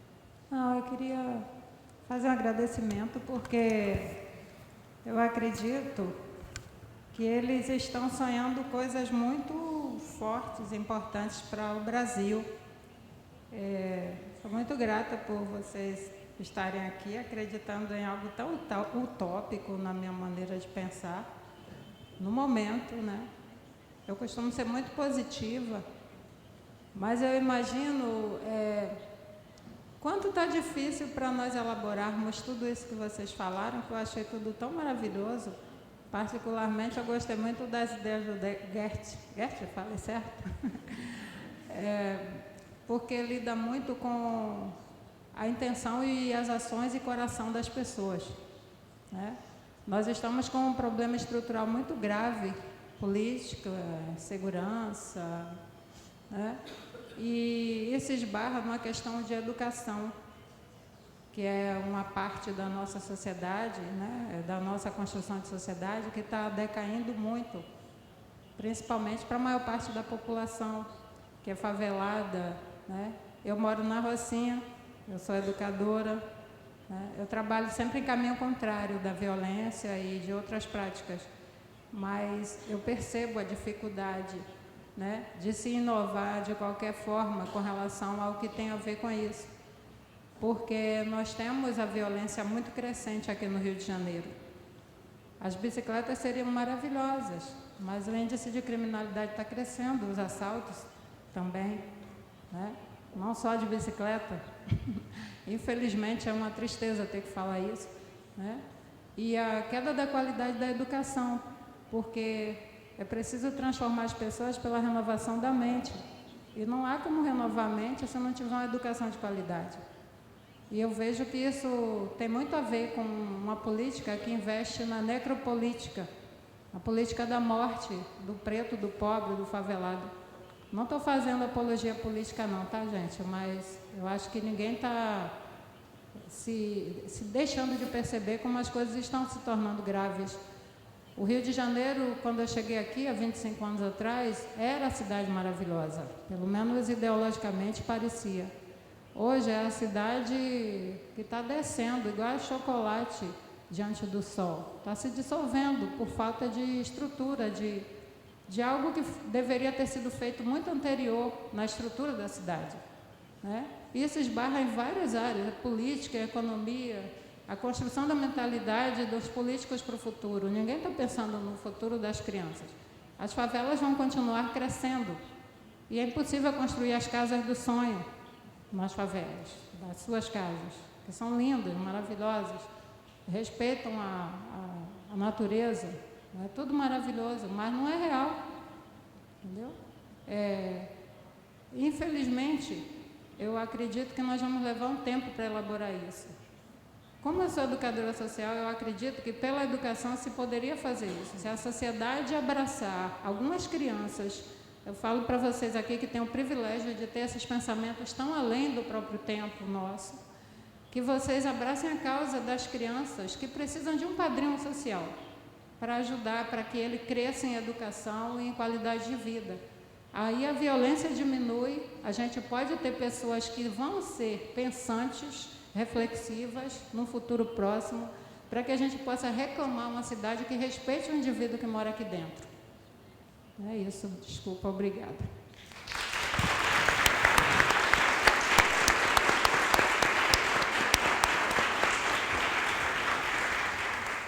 I can't add anything to that.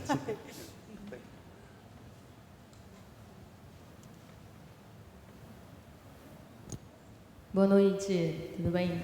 Primeiramente, obrigada pela presença. Eu vou falar em português mesmo, que o inglês está péssimo, eu vou me expressar melhor. Muito bom a sua fala, acho super importante essa representatividade. Obrigada. E para você falou de desperdício de alimentos, a Luísa Santiago, que é do Rio, ela fez um report na Ellen MacArthur Foundation sobre desperdício de alimentos. Vale a pena pesquisar, tá bom? Eu amei o que você falou das bikes. Eu trabalho no business de bike e, assim, compartilho 100% da sua opinião, que é o futuro. Conheço o problema da cidade.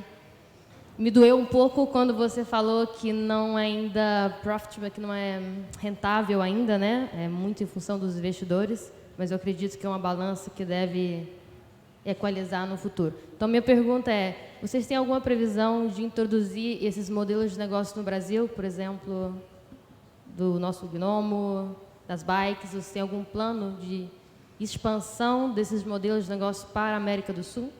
É isso. Obrigada. I love that you work in bikes, first of all. Thank you for your question. So, I think one day we might expand to here.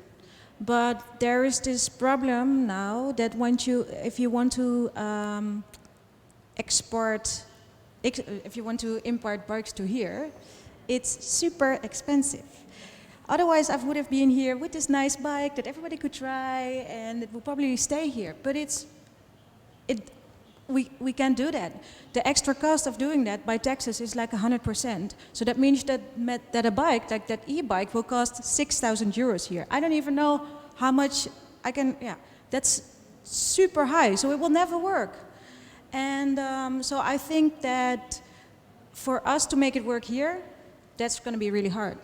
But the same model can, of course, be come up from Brazil, from a Brazilian brand, from a Brazilian bike brand. But the key to the success is really to go for that quality, and that's the hard part as well. Because if you want to grow fast, and if you really want to get that into the world, then you're easily gonna compromise on the quality. And the quality is the key, because otherwise we get back into the disposable economy, and they will end up somewhere, and they will become shit. So there's a big opportunity there. You can start this brand even. Start building, start designing, R&Ding, come visit us, we can teach you. And then, it can work. But someone needs to start it. And of course, it needs to come from within, because it cannot come from the outside, because that will be too expensive. And it needs to be affordable for everybody, I believe, at least. Ok. Mais alguma pergunta? Ana?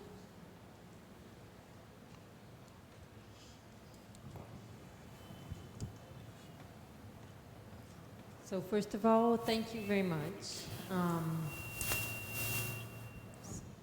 I would like something specific for Gert. If you really left the idea of off-grid homes, because I would dream of one of those. And I would dream of thinking about a whole city where we could decentralize the production of energy and water and so. So I think it would be very nice thinking about this, not just in any paradise, but really in a different way of being in a big city, where you can be off-grid and not depend on the politics and taxes and so. And how to integrate this with everything you've been doing from there, and maybe thinking about this in a different model, and not just buying and having this.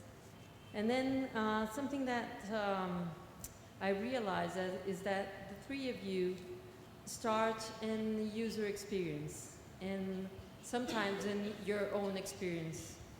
And I realized that all of you brought something like really emotional about the way you have related to the ideas and the way you feel and the way you live the ideas and really stay with them, and the time you had to make this become a business.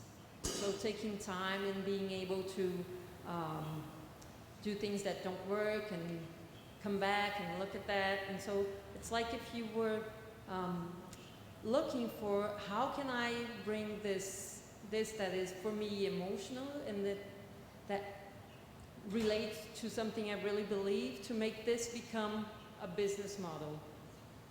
And how to integrate the mistakes and the things that didn't work to make it become a business model. And after all, proposing a really shift in mindset. And what are your values? What am I really taking here as a value that's not just money, that's not just afford something, but is a different way to be in the world? And so I would like to ask you to tell us a little bit about this experience of refining an idea and thinking about how can I look for ways to bring this, and that this will really make sense and be essential to somebody else, and and something that's emotional for me can start being emotional for somebody else, because I think it's very the three models are very related to how we bring this to our personal life and not just an object or a service. So thank you. Shall I start? So in terms of the off-grid, I think Rio de Janeiro has an amazing climate relatively for it, because it's always a very stable temperature. So if it could work anywhere in a good way, it would be here. Although, for instance, your sewage system, like, it's really nice to have a central sewage system. So I think I would actually ask the question back, why is the sense of independence so important? Is it the lack of trust that the government is treating wastewater or rainwater or energy in a bad way? Why would you want to separate yourself from society? The people that were really, in the end, focused and willing to pay more were people who were almost anarchists or hermits who wanted to turn their back to society. And I think that was a very dangerous thing, where I stopped believing in off-grid myself, because I think society is way too cool to turn your back to. So I would challenge you to figure out why this independence is important. Yeah, and leave it there. The second question, I think it's about the identity of the entrepreneur, which is a very strange identity. On the one side, it's about having an idea and then falling in love with the idea and then being able to, well, they say sometimes kill your darlings, but I prefer shoot your puppies because it's more visual. Anyway, because you have to learn the skill to realize when an idea that you fell in love with or a design you fell in love with is not, doesn't have a right to survive, so it needs to die and make room for something else. And that's a very kind of schizophrenic way of thinking, because you have to fall in love, you make yourself fall in love with the next idea to pursue it without any money or without a business plan or without social acceptance or anything. That is a pretty hard position, but I have to say it's incredibly rewarding, you know, being able to learn that skill is what brought me to this place here. So, and being able to find something that then does resonate and to feel that you're on the right track with something, I think that's the most amazing sensation. And especially when you know that what you're achieving is not just, you know, paying the bills, but it's an extension of what you would like to make for an impact in the world. And if you see that grow exponentially, I would recommend that to everyone. Yeah. Yeah, I'd like to add to that I think what you're saying is very true, and it's sort of there's a startup rule that says as an entrepreneur you have to try and fall in love with the problem and not necessarily with the solution that you've come up with, because the solution will probably change over time.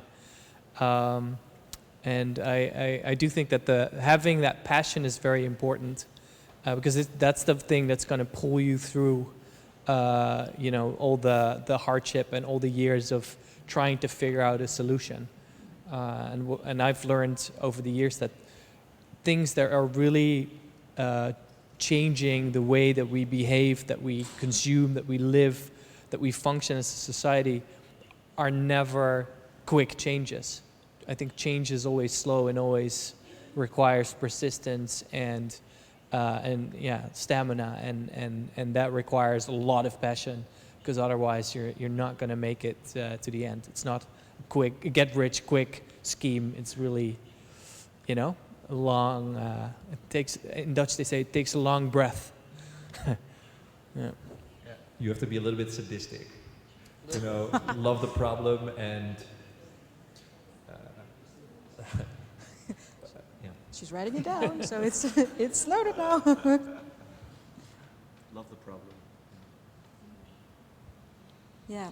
So I'm not the founder of the company, so I can't really discuss this problem. But the only problem, this thing. But I think it's exactly what I've heard from Taco and Ties, the founders of our company. It's exactly this. It's the problem that you want to solve, and that will keep on following you for the rest of your life, hopefully. Hopefully, not hopefully, but yeah. Maybe, yeah, I think this is the coolest question, but you know, you're not, in the end, you're not doing this because it's easy, but because it is hard. And there's something about purpose and meaning that kind of follows from the challenge. So the larger the challenge becomes, the more meaning and purpose you can get from it. There's nothing as off-putting as an easy problem. There's you were telling me about the Bitcoin guy, right? Who made all his money by just buying Bitcoin at the right time and then selling it, and then being rich, and then thinking, so what? Now what? Yeah, and if there's no struggle, then there's no meaning. Which is also, I think, a very dangerous thing. It's a pitfall as well, that you start seeing difficulty and you start seeing that as the success, right? That because you learn all these lessons that entrepreneurship and innovation is hard, that when it's hard, you must be doing something right, which in the end is very dangerous. It should get easier over time. So yeah, that's another schizophrenic thing in, okay. I will keep going about this question for hours. Tem alguma última pergunta? I'll make it in Portuguese. A gente vem percebendo, eu quero voltar na questão da infraestrutura que o colega falou, questão da infraestrutura das cidades e da mobilidade. A gente percebe que tem uma crise em andamento em relação a esse tema. As cidades não estão preparadas para por uma pequena revolução que está acontecendo nos modos das pessoas se deslocarem. Tem muito conflito nisso, tem gente morrendo e a gente percebe que as cidades não estão preparadas e os governos não estão preparados para atender e para responder na velocidade que está sendo demandada. Como é que vocês enxergam o papel os papéis aí se recolocando para tentar responder a esse problema? Por exemplo, será o governo que vai fazer as ciclovias que vão deixar os patinetes elétricos circular, ou a indústria vai participar disso e a população vai participar disso? Vocês conhecem algum exemplo no mundo onde as ciclovias foram feitas pelas pessoas e pela indústria de bicicletas e de patinetes elétricos e de serviços de mobilidade? Ou a gente vai continuar ainda no paradigma onde o governo precisa ser convencido de que as coisas têm que avançar um pouco mais rápido do que avançaram no século passado? I think it's a great question because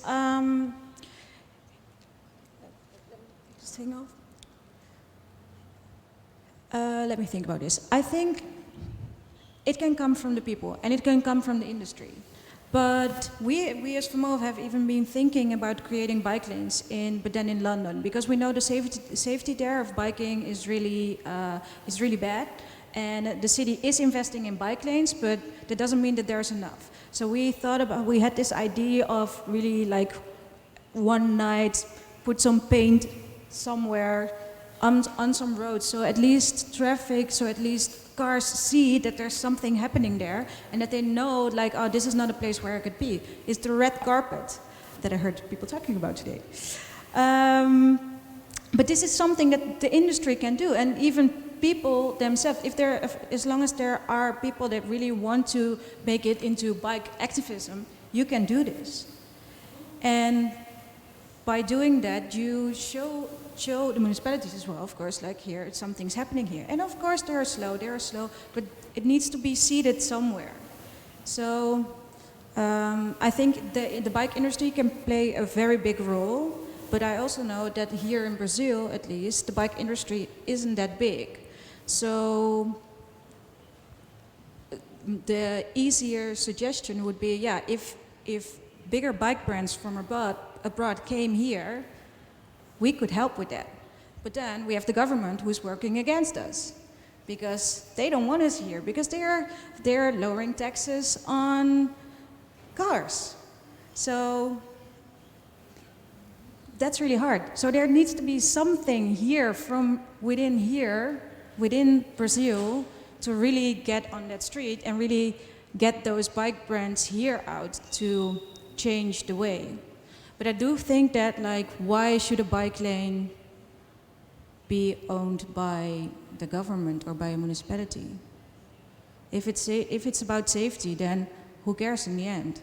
And it's not really, I don't think you're going to make many friends with that in the government and the municipality, but still, like, if it's about lives, like, it's worth the risk.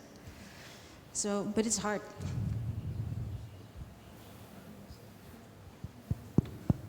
O modelo de negócio pode começar por uma inovação e, na verdade, uma noção de corresponsabilidade e de o que é bem-estar de fato, quando a gente pensa no cidadão e sem contar tanto com ajuda, né? O que depende da gente fazer? Eu acho que essa é uma excelente pergunta para botar a gente para pensar em como a gente pode se mobilizar para fazer com que as coisas aconteçam sem necessidade das decisões de cima do macro, né? A última pergunta de verdade para a gente encerrar a noite. I have a question for the three of you. Developing a new platform or new businesses, it requires money. On your path to come up with a new product, have you used grants? And if you did, from whom?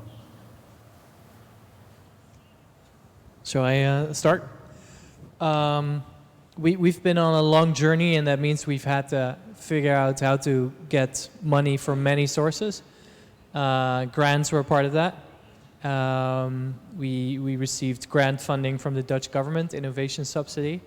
We were able to get money from an organization called Doen Foundation, which is an organization in the Netherlands that collects money through a lottery and gives it to charities and to sustainable companies. We've even won some prize money. I don't know if that answers your question, but this is all quite local.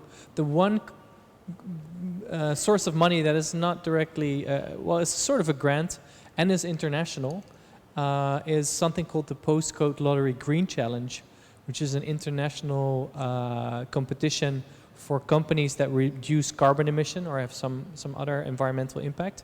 And the first prize is €500,000. So that can be quite, if you have a sustainable idea and it can have a big impact, then that could be worth looking into.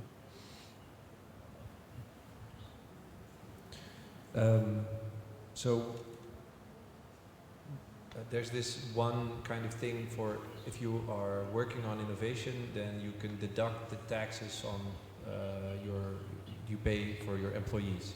So the taxes for when they get sick or get disabilities, for instance, then the government will pay for those costs rather than you. But it's a grant that's mostly made for big companies who have people in white lab coats or people writing in Python code, and we use a visual script based on Python, but that is not allowed. So it's kind of weird rules, but we use it for a little bit. And the major one is about, it's very interesting, it's based on a model of collaboration. That innovation is done when a knowledge institution, like a university, gets together with at least two smaller to medium companies, and then spends a big amount of money budgeted beforehand to go into a lab and then innovate something for 2 years, and then has a result. And that kind of subsidy, you have it in about 5-6 kind of times, the MIT or the various Horizon 2020 ones, and they can subsidize a lot of things, but for us, we never met the conditions because we were always making small innovations with clients and not with 2 other companies and a university. We don't have the money to do a 2-year study in a laboratory somewhere and then, ta-da, produce the results. So I'm very critical of the grants that are available because I was never able to get one.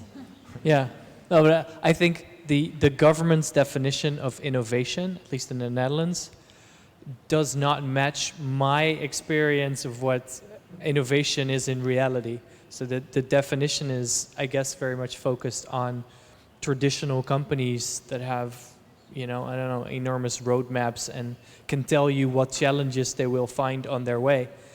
My opinion is if you can explain up front what the challenge is that you're going to face, you're not innovating. But that's how the Dutch government defines innovation. Any thoughts? So at least as far as I know, Vermoof never got grants. So this company has innovated a lot, and that was only done because the founders had a previous company.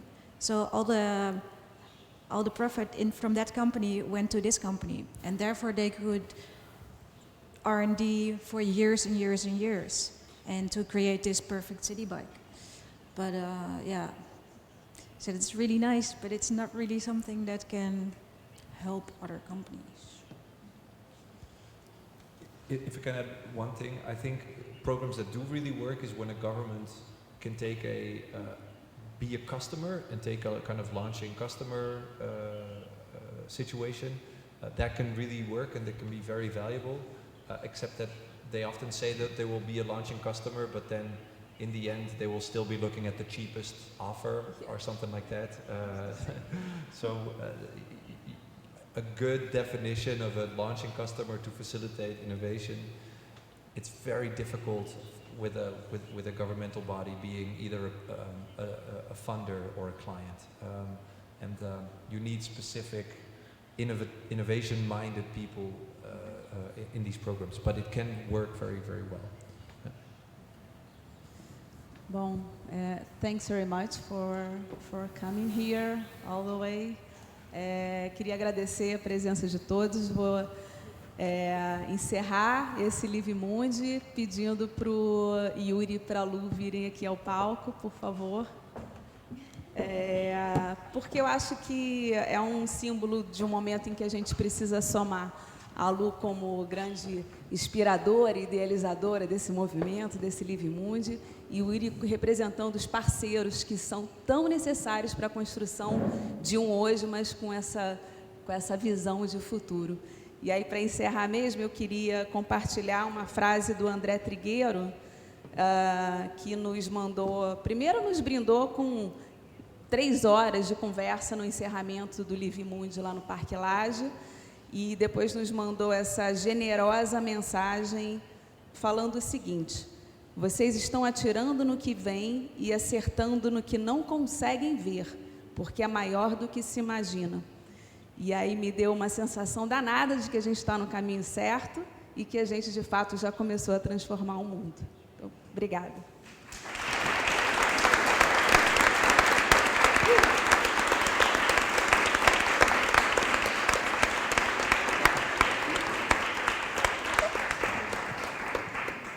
Feriado, gente.